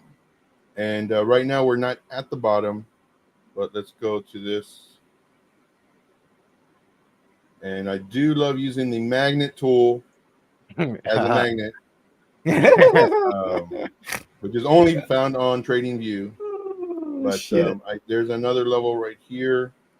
Now, one thing that we're looking at, and this is for most coins too, because on most of these coins, on the daily especially, macro, what we're doing is we're starting to do higher highs and higher lows, but then we broke our trend line. And I like using the magnet tool so that it snaps in place. There's no bias or nothing like that. I'm not trying to force it. This is what it is, from the wick to the wick. And it broke this, but because it broke this trend line, that doesn't mean that it's in a downtrend until it breaks this level right here. It's kind of like a zone. Now, because it broke this zone, now we're looking at potential. Let's make this box. So if I was going to enter this coin, I would wait for it to break out of this box, because right now what it's doing, since it broke this, and this comes with market structure, we came up to the top of the box, we got rejected, we came back down. So what could happen, and I like using the path tool to show all this, it could come up here again, get rejected, and this time possibly break through this. And this is kind of also dependent on Bitcoin. Is Bitcoin going to be coming down, pulling down the whole market, or are we going to start potentially coming up? But if we do come down, we're looking to attack this level, come back up, and then possibly attack this. And then we do have a nice support here. So I'm looking at support at 0.7090. And here we might, because now the market might change, we don't know. And then now we might start coming up like this. So this is one of my thought process. The other thought process, let me go. Man, I really wish Bitcoin would just come up already and stop messing around. But it does need to retrace right now. For a long, just to kind of keep it short, what I would do is I would just set an alert right here at 0.8883. Then the 4-hour candle must close above 0.8569. 4-hour candle close above this, we're good. If we have a candle that closes kind of underneath this level we just mentioned, not good. Because now what could be happening is it did this number, and then now it could be doing this, and then coming down some more. And then instead of waiting a whole bunch or a long time, well, your alert goes off, you check, 4-hour candle close above it, you enter the trade. Hopefully you're making profits a lot sooner than having to wait several days, several weeks. So in short, set your alert, watch for the 4-hour, enter the trade. Not financial advice. That's right. Not financial advice. And let's see. Melissa's in the house. Appreciate you being here. Welcome, welcome. And there you go. Poyo's giving you the thumbs up on that chart there, Joe. There you go. There you go. And let's see. No, you're not late, Melissa. Appreciate you whenever you get here. And just finishing up yard work. Yeah, I get it. When you got the good weather, got to take advantage of the good weather. Just the facts. Just the facts. All right. Did you have a chart ready? Yeah, GRT. Okay. Graph. Where is it? There we go. And then just for transparency, I sold graph way back here. So I think it was like this one where I sold. Nice. But now Why did you sell? Did it cross a level, or what was the market not looking good?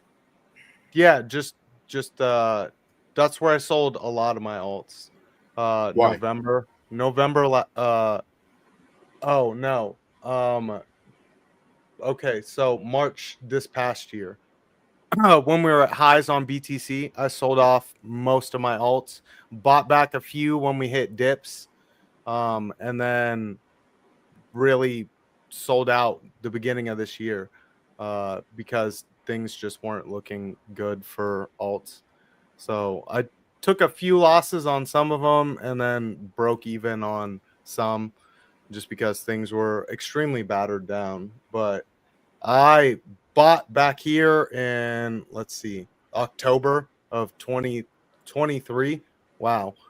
Quite it's crazy to think that we're this far into the cycles already. I know it, man. Right. I know it. Like, geez. That's when I was buying ADA and buying all of these alts, and then I sold everything off when we hit highs in March of 24, and then tried to buy back on the things I had conviction in, and it just wasn't playing out. And I was like, I'm done. It's just Right. BTC only. But you can see here, this is fib extensions going the opposite way because I'd kind of be looking for some support. You've got your platinum pocket coming in here. Right at very strong support as well. That's where we found all of our support back here, coming in at five and some change on the cents. That's where the platinum pocket comes in as well. So potential for a bouncing back up on the short-term time frame to kind of see a push back up towards that golden pocket before we really come back down though. I see David saying I sold everything in November and December. Yeah, I just brought that up. Yep. Yeah. I sold in December and January. So yeah, things just weren't looking pretty. And I was like, all this money is gonna go into stocks and then back into Bitcoin when we saw all the lows at 70s. So I have not been happy with alts this cycle at all. Same. Yeah, and that's the reason I asked too, like what made you decide to sell? Because like for me, my thought process at the time was, oh, everything's different. You know, all-time high prior to the halving. Yes, we're at highs, we're coming down, okay, fine, but we're gonna come back up because everything is so crazy bullish. Everything is gonna, create higher highs. And this is when we're gonna do 10, 20 X's on these very low market cap coins. And then boop, nope. Mistake. Well, I know it's there's several reasons. The saturation, the kind of highs that all the alts made, when it's like you're not really hitting anything close to anything you've hit before. You've got all these alts where it's like, look at this. So this was last sorry, cycle. I didn't realize you were about to do that. There you go. This was last cycle where it's like ripping. Here's $2.89 as its absolute high, makes a lower high here. This is where we're starting to get into the bear market. Nothing. Like you're talking about, it topped out at 49 cents this time and then made a lower high, as opposed to when Bitcoin was making higher highs. Last cycle, you were having alts that are like getting close to highs and all of that. And it just didn't leave me to have confidence to leave any money in alts. So like you get over here, beginning of the year, I told everyone about SMR. So let me get this on a higher term time frame. Here's the daily. Beginning of the year, I was telling everyone about SMR. I bought here, I bought here, I bought here, told everyone about it on my show. It's up ridiculously. I told everyone about LFU, which is another play on energy and the nuclear sector. Ridiculous gains here. I told everyone about Serve a while back. Ridiculous gains there. This one hasn't been playing out as crazy. This is Novo Nordisk, but I'm up like I think 20% this past month alone from just buying when it started dipping below the golden pocket. I've been telling everyone all these about are long-term holds, investments. They're not trades. Yeah, longer term investments. I've been telling everyone about Reddit since last year, and like it's retraced to that 236, started buying all over again. So I mean, all of my stocks have outperformed basically any alt, except for a few where you have your few that are up 300%, 200%, 150%. But for the most part, my stocks are outperforming alts.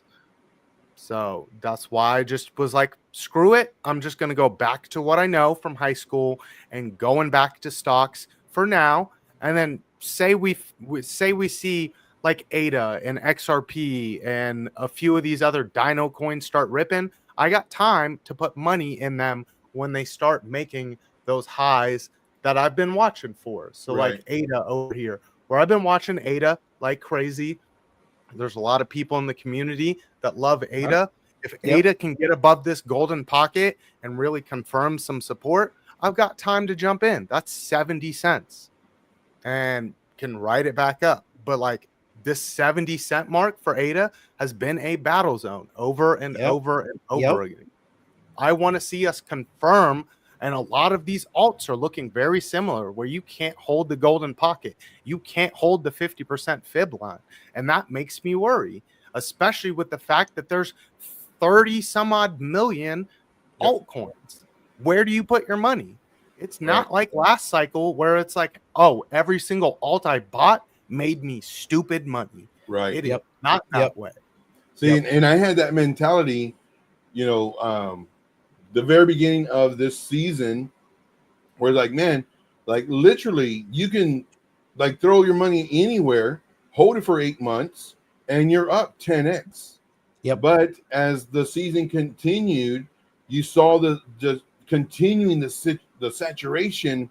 And it's like, man, like, and what gets me more upset is that there's really great projects out there.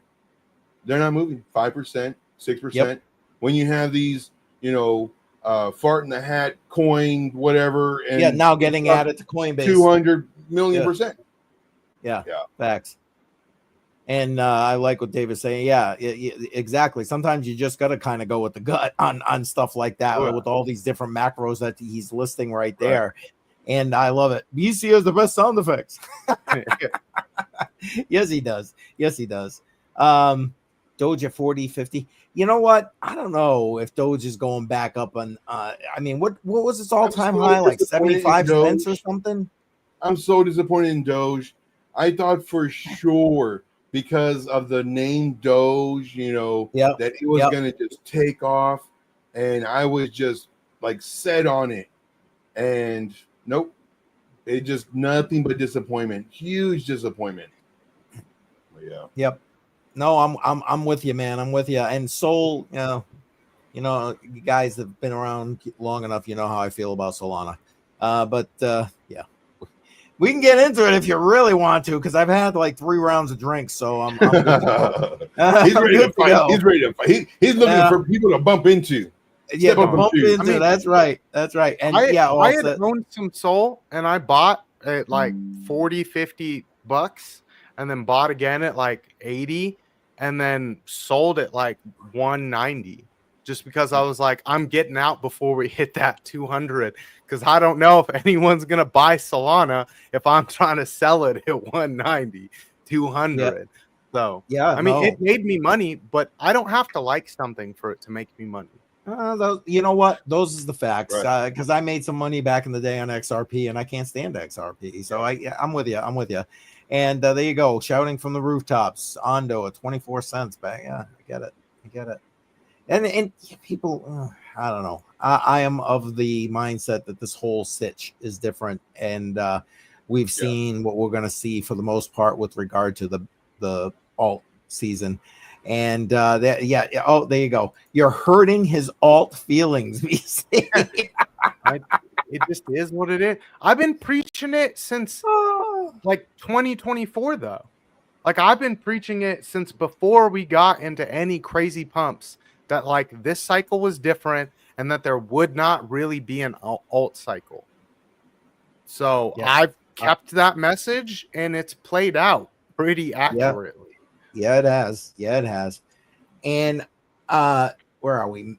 Maybe a Band-Aid. I love that name. Welcome. yeah. Appreciate you being here. Yes, we some of us are more degen than others, I suppose. But what do we got here? Hold on to he came up afterward. He meant TRX, so Tron, BNB, and XMR have performed. No one talks about them. Okay, I've talked about XMR. yeah, I listen. I'm all about privacy coins. I like privacy coins. XMR can't go wrong. BNB, I mean, I get why you probably want to hold some. And Tron, I hold it because you want to know what? When I want to like do USDT or something, I'm doing it on Tron because it costs pennies. It costs pennies. I mean, I'm not going to Ethereum for that. Definitely not. Oh, did I just hit the wrong button here? Hang on. No way ADA dot or link hit their all-time highs this cycle. Oh, I'm with you. It's funny. Jesse was all over me when I put out my early poll. He was all over me. Why not ADA? Blah blah blah blah blah blah blah. And I'm like, dude, he's like, it's the best one. I'm like, no, man. Right now, I'm sorry. I get it. We got a lot of ADA fans here, and I love ADA. I hold ADA. I stake ADA. I'm about ADA. I like it. But you want to know what? I'm not jumping in on any more ADA right now, except for what you guys tell me I'm DCAing into, and that's getting put aside for the grandkids. But for that, I don't mind because my time horizon on this particular grandchild is almost a decade. So, okay, fine. You know, I know Billy, Crypto Billy likes DOT. DOT and ADA. Me, I love Link. But yeah, Link. Yeah, I'm with Link. Yep, I'm with you. And I think DOT has hit its all-time high for this cycle. I've got the chart pulled up. I looked at it with Billy not that long ago when we were on a show together because he brought up DOT, and like DOT cannot break $11.85. That is its strong resistance and is now back at bear market lows right now. Like that's ouch. Like even if you're getting that 13% yield or whatever, because you're taking it, that's not even worth it. Yeah, you got more DOT, but like you got more of an asset that can't even break $11, which was that brief little point here. You want to pull up the chart real quick? You got it. I'm sorry. Yes. Yeah. Hang on. There we go. So like 1183 was that last ditch pump before we really got to the bear market. So like I pulled it up here. I think it runs. Nope, it's just a horizontal. So I pulled it up from here. That's that last ditch pump we got before we went to the bear market. Pulled up to here, 1183. That is its ceiling for this cycle. It's hit it twice. And that's what leads me to believe that like DOT has definitely hit its all-time high for this cycle. Just because it's like we're at the bear market. We're at the bear market for DOT price-wise. And you see it's already kind of broke a little bit below it. Link, probably very similar, where it's like it made much better moves, but it like you made a higher low here, but you've still got a lot of bearishness on your higher term time frame. You come to the weekly, that weekly is rolling over all over again, staying below our indicator line here on the MACD. It's rolling over here. Your volume's rolling over. Your money flows in the red all over again. So I don't know. Like, unless you see something crazy going on, I think Link is good for long term, But for this cycle, I think it's a little bit played out. ADA, kind of similar thoughts, but if it does kind of break these key levels, like I'm looking here with Link, if we can get back above the golden pocket and really hold it, I might buy some Link and try to ride it up, because we've got a very big fair value gap all the way back up here. And your 50% lines, some strong resistance right now. These are those areas on all these alts I want to see us get back to, where it's confirm golden pocket as some support, get above the 50. Maybe I'll throw some money at. It's not as crazy gains as anyone that was buying back here, but it's my safe gains. Right. Whereas in right now, on my stocks this past month alone, I made 40%. None of these alts would have made you 40%. So I will take my 40% where I can get it, and then roll it over there if the time comes up. If and when to roll it over. Yep, if and when. Yeah, I get that. What do you guys think about this? I mean, good luck. I don't think so. I don't think they can be banned or will be banned. Yeah. I mean, I get that they'll try. I mean, the U.S. government's still paying people to try and hack Monero. I mean, so. I think they won't see they won't see like that ray of sunshine like some other alts will. They'll slowly increase, unlike some alts will increase dramatically and then drop because everybody's selling. To me, these privacy coins have a serious use case. And again, for the better ones, I'm a fan of XMR, obviously. I hold that. I hold Pirate Chain, and I hold Darrow. Those are the ones that I hold. Those are on my bags. Anytime the government tries to ban something, it doesn't go very well for them. Especially if you're going to try to ban something where you can't even regulate it as is. Good luck. I mean, you can make it as illegal as you want, but it's like you tried to make TikTok illegal, and I've got a VPN, sir. So how'd that work out?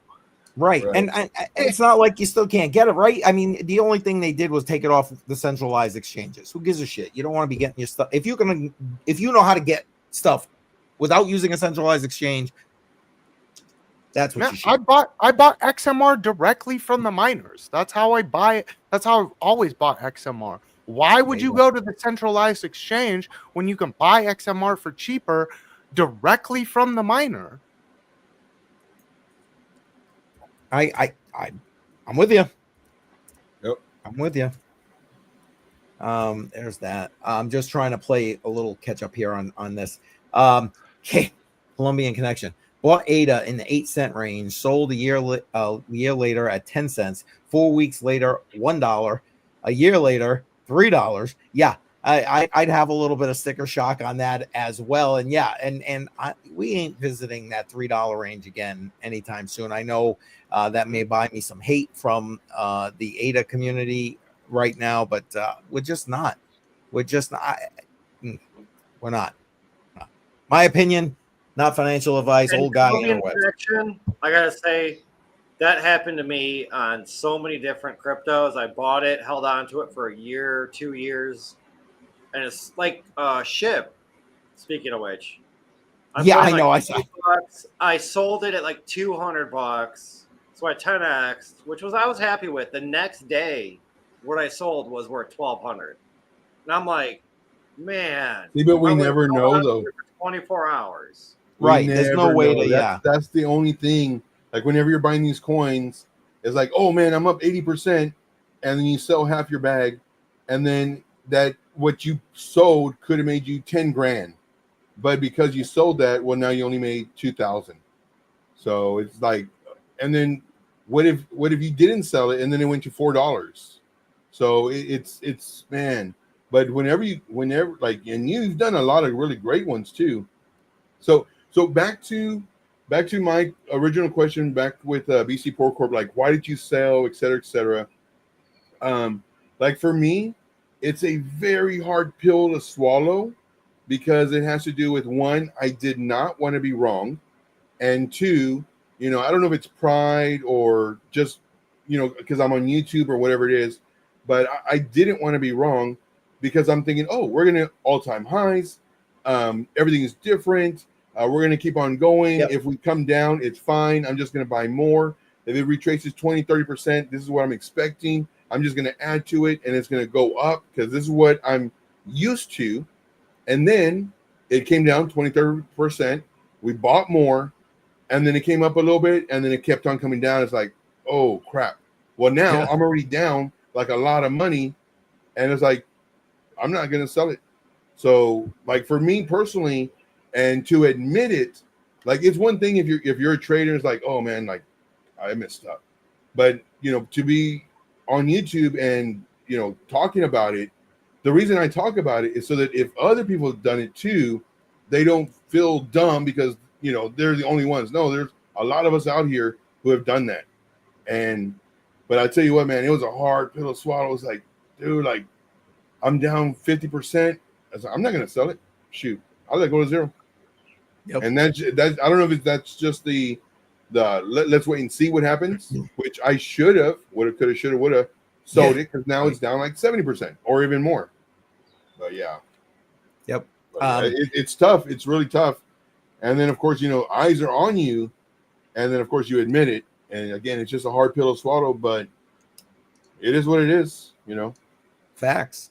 And again, it all depends on your horizon, your time horizon. I mean, if you're trading, one thing, you know, right. And that's and all these were investments. Yeah, all these were investments. So it was if it's going to come down 20, 30%, great. I'm going to add to it. And then I did. And then it just went up and it kept on. It's like, oh, and this is when BC Pork Corp was saying this was like the March area. And it's like, you know, he was doing something completely different than what I was doing. And he is obviously right. And mine, oh, man, it hurt. It hurt. I hear you. And Bedell, I know you said you want to kind of head out shortly. I mean, you let me know whenever. I'll let you say bye to everybody, whatever you want to do there, my friend. I'm ready now.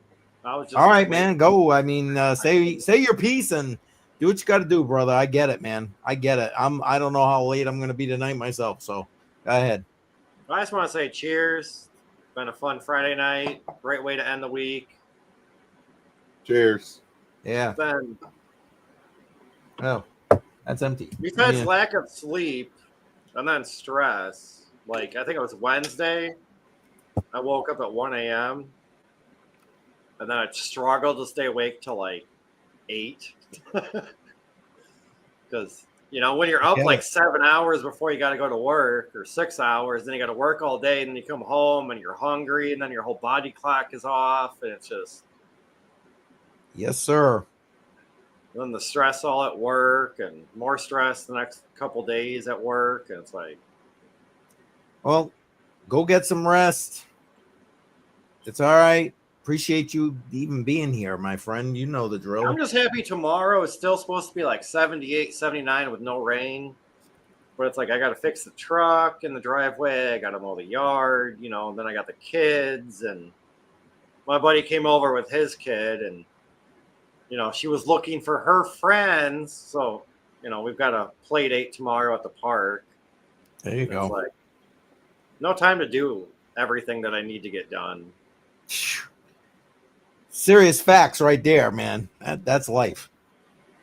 No, it's like, you know, like the other day when I was up at 1 a.m., I was like, you know, it'd be so nice if I just go mow the yard right now or fix my truck, but really can't. I know. So, but have a good night, guys. All right. Have a good night, man. Good night. Yeah. Putting those Bedell emojis in the chat if you are a member. All right. Here we go. Send them off with the bang. All right, Bedell, have a good one. I would say is if you feel the need to sell about 50% and then wait. Because we've all been there. We've all done that, I feel. And we've all sold shortly before prices went up. Yep. But. All right. Yeah, I'm just looking. Here we go. Past his bedtime, too. There you go. Almost recovered from Vegas. Almost. Yeah, same. I've been all sorts of messed up from Vegas. All right, guys. Have a good night. There you go. You too. Have a good night, brother. All right, let's play a little catch up here on the chat. All set saying he's getting all bullish and entered a long on Bitcoin. There you go. Most alts have ugly charts, right? Yeah, facts, man. I mean, that's just facts right there. I get your point on DOT, but I really don't like the asset. Yeah, I could take DOT or leave DOT. I get it. Don't mind me. I'm gonna ride the waves on derivatives. Not for Oh, there you go. And I kind of assume that's what you meant. I mean, they can. It's banned. Okay, whatever. That doesn't mean squat. But yeah, delisting it. That's their only play. Talking about privacy coins here. That again, that's their only play. You can get them on Dexes. Well, and you can. And there's a question for you coming up. I'm working my way down, BC. Oh, he just walked away. I'm working my way down to that question. Let's see. All said saying I need a real off ramp. Well, no arguments there, man. Something that's on a DeFi end of things, because right now we're still using centralized options in order to do that kind of stuff. So yeah, right. I'm with you. All set. And I'm gonna hold this question. Oh wait, is BC coming back? All right, BC, I'm gonna pop this question up because this is a you question. Oh, how do you buy from miners? There's tons of like websites where you can go to. You'll need a Monero specific wallet though. So okay. Boom. Let's just say my grandpa bought charcoal directly from miners. It's still burning. Yeah. Let's see. Why is my thing not working? I took profit. Yeah, exactly. He's referring to Badel's comments here. Yeah, right. You can't, because you never know. Right. It can go to $4. You know, $0. Yeah. You never know. And yeah, you don't know when it's going to keep going up. I mean, you do what you do, man. You do what you do, and you be happy with it, man. And you be happy with it. Yeah, load up on the pullback. Yeah, exactly. Buying opportunities, especially in my opinion, if you are a long-term time horizon guy. If this is an investment that you are going to be holding for the long term, again, not financial advice, not financial advisor, old guy, interwebs. But I mean, just think about it. Look at the chart. Yeah. And from like where Bitcoin started, use Bitcoin as the example here, from where Bitcoin started to where we are today, from nothing literally to over 100K with today. All the pullbacks and everything, everybody freaking out, 20-30% pullbacks, we're still up long term. Yep. Facts. And I'll make sure he sees that comment, Poyo, just so you know. And guys, I appreciate it. Oh, by the way, I did end up closing the poll because the poll ends at 9 p.m. Eastern time, and by a humongous margin today, Litecoin takes the week. So Litecoin, nice. I will be DCAing into this week along with Bitcoin, of course. So thank you all for participating in that, both tonight and obviously before the when I have it on X and on the community chat on YouTube. I'll tell you what, I basically even stopped putting it on Facebook. Do you know what I'm putting on Facebook? You guys gotta laugh at me. Remember, for those who were here earlier in the stream, I said that I was doing a kind of like talking to seniors series because of all the seniors that are coming in. That's the stuff I'm definitely posting. Well, I'm posting it everywhere else, but that's the only stuff I'm really going out of my way to post on Facebook, because let's be honest, the demographic on Facebook is the older demographic. You know, it just is. So there you go. There you go. In my opinion, of course. And BC Poyo is asking for you to DM him, just so you know. I told him I would make sure that you saw that message. Okay, yeah, I can do that. Buying directly from miners, I'm kind of the guy who ends up with a bag full of big. Yes, exactly. That's funny. That's funny. Have you tried what? To update at a hotel. I don't know what that is. No idea. No idea. I'm almost afraid to ask. Yeah. I'm almost afraid to ask. Litecoin is the only spot I currently buy because I use it to move. Yes, between trading and exchange. Yeah. Okay. Yeah. See, and I use it too. I mean, honestly, Dash is the one I probably use most often, but second, Litecoin for sure. All the way. Absolutely. I got it. Okay. No, I have not. There we go. You know what? Bread does not mold. It used to. Not these days. It doesn't mold. Right. I remember when I was a kid, back in maybe like elementary, that was my science project. You know, I had some bread in the freezer, in the refrigerator, in dark places, in places where there was light. And then I did a whole graph on, you know, how fast it would grow and everything. And I actually got like second place in the thing. Well, a few months ago, maybe like a year ago, I had bread, and I don't eat bread too much. So I had bread and I left it there. And sure enough, it must have been like a month. I was like, man, I got to buy some bread. It's like, oh, wait, I still have some. And I go and I said, man, this probably like has mold on it and everything. Yeah. I go and I look at it, it's like, it's not even hard.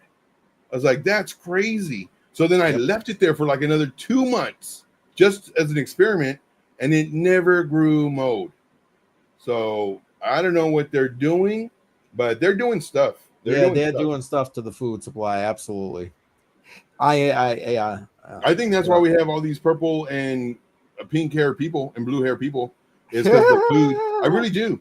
I think it's like a chemical imbalance that they've done, and the ones who either don't consume as much of that particular food group or whatever it is, or maybe the genes are just whatever, like they don't have that effect. But to me, there's no other explanation to see what we're seeing now. Yep. Because we can see in the food. We can see in the food. Yep. Yeah, right here. And bread is not bread. Yeah. Yeah. Facts. And put it in the refrigerator. It'll last forever. No, I leave it on the counter. Yeah. No, exactly. And these days you can. And exactly, Melissa. I've always wanted to do homemade bread. Always wanted to. I love the smell of homemade bread when you make. It's so easy too. Yep. It's what? It's so easy to make bread too. Yeah. I've always wanted to, buy one of those little bread makers and make my own bread, but never have. There you go. And there you go. Yes, it's a blood disorder. You're going to see one of those people tomorrow. Yes, Melissa. Jesse. Oh, my goodness. I thought you weren't here. I'm so glad you're here. Uncle Jesse emojis in the chat. Yeah, welcome, sir. Welcome. Let's see. Whoops. What's that? Sourdough. Yeah, there you go. I love sourdough bread. I really do. Guys, you're making me hungry right now. Dagnabbit. Yeah, right. Exactly. There it is. Everything's bioengineered. It's funny. I was having the same conversation about all the GMO stuff last night. And yeah. And I've mentioned this before too, where, I don't cook. And like about a year ago, I was like, and I don't, eat bacon or nothing like that. I said, you know what? I'm going to make me some bacon and eggs. And so I went and bought some bacon, it had all the white stuff, the fat or whatever. And I'm cooking the bacon, and I'm expecting to use the grease so I can cook my eggs. And even with all that white on it, like literally no grease. And I was like, that is weird. And like you don't notice it if you always cooking it and you're always, but like I haven't cooked bacon in like 2-3 years, and here I'm gonna cook bacon this time. It's like, wow, this is way different. And then when I cracked the egg in it and it went in the pan, like even the egg looked different. I was like, I don't know what's going on here. And then I'm kind of putting it all together. It's like maybe that's what all these crazy people are around. Maybe because I don't know. So I'm with you. I like buying the local eggs. I don't know if that's any better, but I'm all. I want to have chickens. I want to have chicken. Man, that's my dream. My dream is pretty much like Jason Casper. Have land, have chickens, have whatever.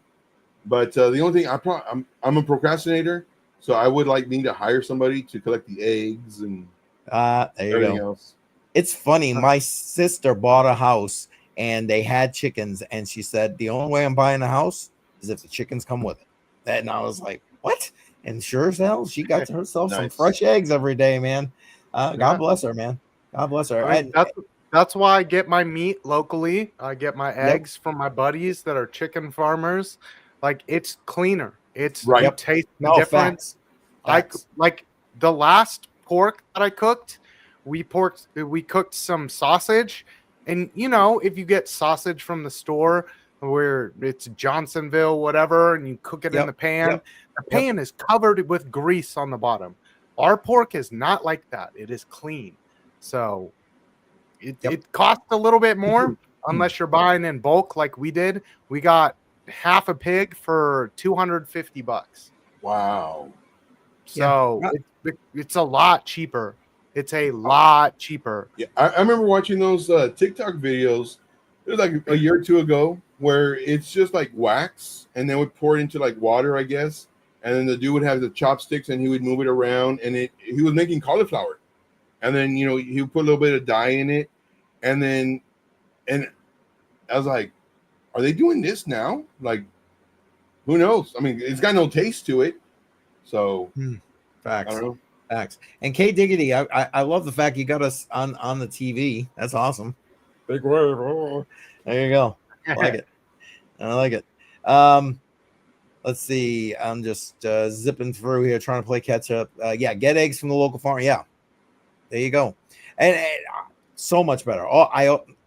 It's funny because my wife's like, what's the difference? I'm like, there's a huge difference. There is a huge difference. Right. There just is. I eat eggs every single day, like every day. So like, I'm telling you, just the way they cook, the way they taste, right. The way they look. Well, facts. Yep. And matter of fact, I haven't bought eggs in a while now, maybe like 3 months, 5 months, or whatever it was, because they were $9. And like I get like 3 dozen of eggs when I get my eggs. And like that's y'all know me, I only have $14. 9 times 3, well, that's over 14. So it's like, man, I'm going in debt every time I get my eggs. And finally this past week, they're now $5. So I bought them. I had me some eggs earlier today, and the shells are so extremely thin. Like, really, before you crack, okay, now go. Here it's crack, and it's like, oh snap, it's coming out. Like, it's busted. Yeah, I don't know, it's just weird. I'm with you. There you go. See, if you've had chickens, and yes, just the eggs. I used to have chickens, but couldn't keep the coyote. Yeah, man. Yep. Let's see. Thanks, guys. You just made me go through my freezer. Yeah, you're welcome. That's funny. Yeah, huge difference in the taste. Yeah, like I said, that just better. Oh my goodness. Oh, good Lord. See, I did it again without reading it. You got him. Guys, all the time. Yes, here you go. Wax on, wax off. I'll do that. You go, Jesse. Eggs from a local farmer, checking a yes. Well, and I mean, I pay like $2.50 for a dozen of eggs from the local guy instead of paying. Yeah. What? It's way cheaper, and they're way better. And if you get them where they're not washed or anything like that, you can leave them for like Right. 5 weeks and they'll be fine. So like it just makes sense. Yep. And I'm with you, David, by the way. I the same. 3 a day, every day. Yep. Yep. That's Yeah, I love me some eggs, man. Yeah. Oh God. Yeah. Yeah. I love farm fresh eggs. 7 of them today alone. Oh Jesus. Holy eggs. Holy eggs, Batman. Let's see. Well, I don't know how we see. You never know what you're gonna get here on Crypto on the Rocks. One week we're giving away gold. The next week we're talking about chickens and eggs. So there it is. There it is. Oh man. Yeah, yes, exactly. Sorry about that. Whoops. Sorry about that. Whoops. Oh crap. What's this? 250. You bought some Easter. It's a scam. That's funny. No, they are cheaper locally. I mean, these guys are they're in it to like for their community. Most of these people, it's not to about provide value. Yeah. I mean, you have less costs when you're selling locally too, as opposed to like, oh, we got to incubate the eggs, right? Like a giant container type thing. Got to ship them, and then all the employees for the handling, the storage. Yeah, it's way cheaper and worth it. All right. Hold on, let me see here. I was just about to put something else up. And yes, facts right here. Yeah. Chickens are the new gold. Absolutely. You what? What? I wish chickens had 4 wings. Okay. There we go. Oh man.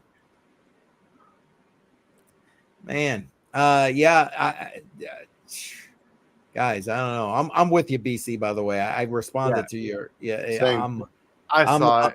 I am like dying right now myself. Yeah, I like I said in the beginning of the stream, I got back, from mining the fiat today. I was like, shit, I don't even want to do Crypto on the Rocks. But I gotta do it. I gotta do it. We missed it last week, so yeah. The hot wings. Oh, guys, you're making me hungry, man. Kinda. Hungry. Damn. No. Damn. What? Yeah, it's been a long week of moving, so I'm kind of tired and ready to just go to bed and enjoy pretty much everything being moved, except for a few small odds and ends that I got to go get tomorrow. So by Monday you're done. You're completely moved. Good. Yep. Excellent. Excelente.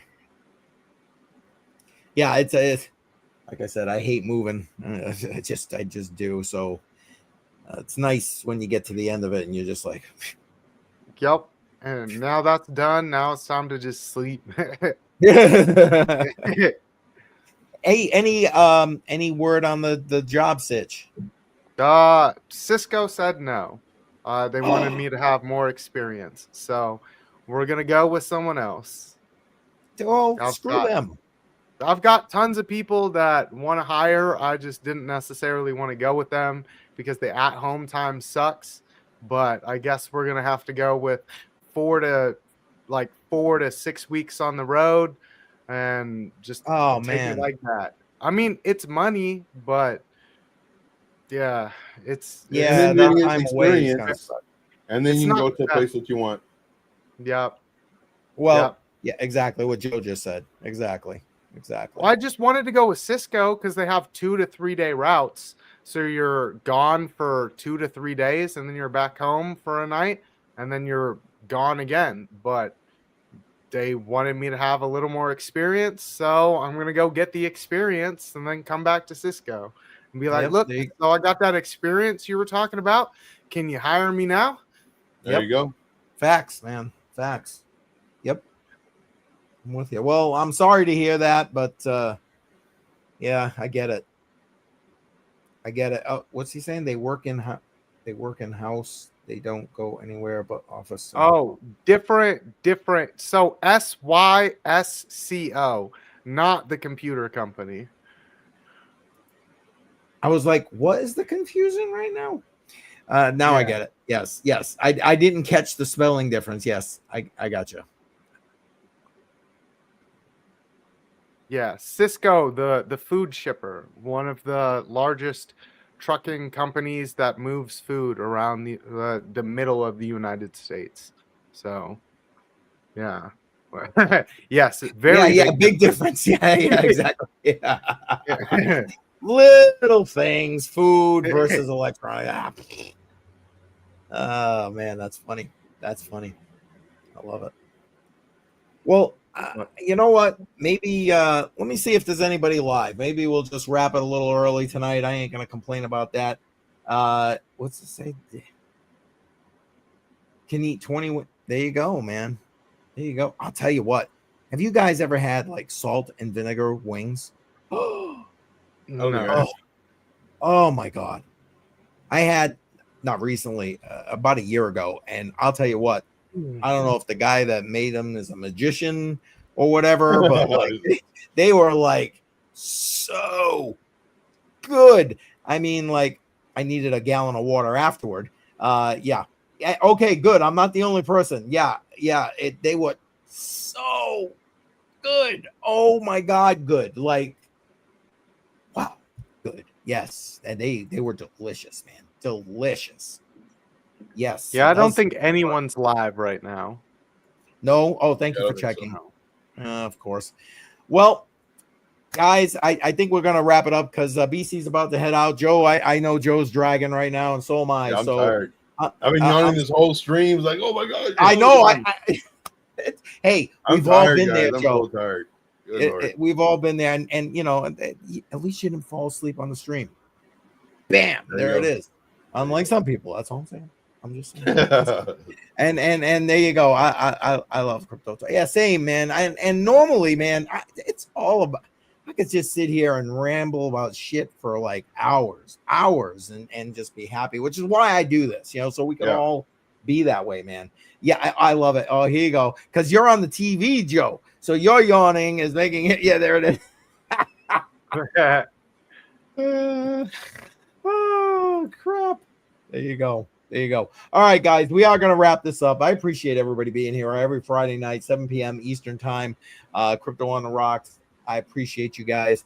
But listen, just to give you a quick for me, and then matter of fact, and then we'll let actually you guys go first, and then I'll wrap up what I'm going to do. Joe, you got anything coming up everybody needs to know about? Just make sure to tune in every single day, Monday through Friday at 12 p.m. Eastern Standard, Saturday and Sunday at 4. I do bonus streams, so make sure your notification bell's on. Go over crypto, go over just questions in general on how to trade. Do all that for free. You don't need to join my group or nothing like that to learn. I give it all to you. So that's all I got. Okay. BC, what about you, sir? Anything coming up for you? Nope, just a full solid week of Good Morning Crypto. Now that I'm all finally moved, so I will see y'all there. Nice. What time?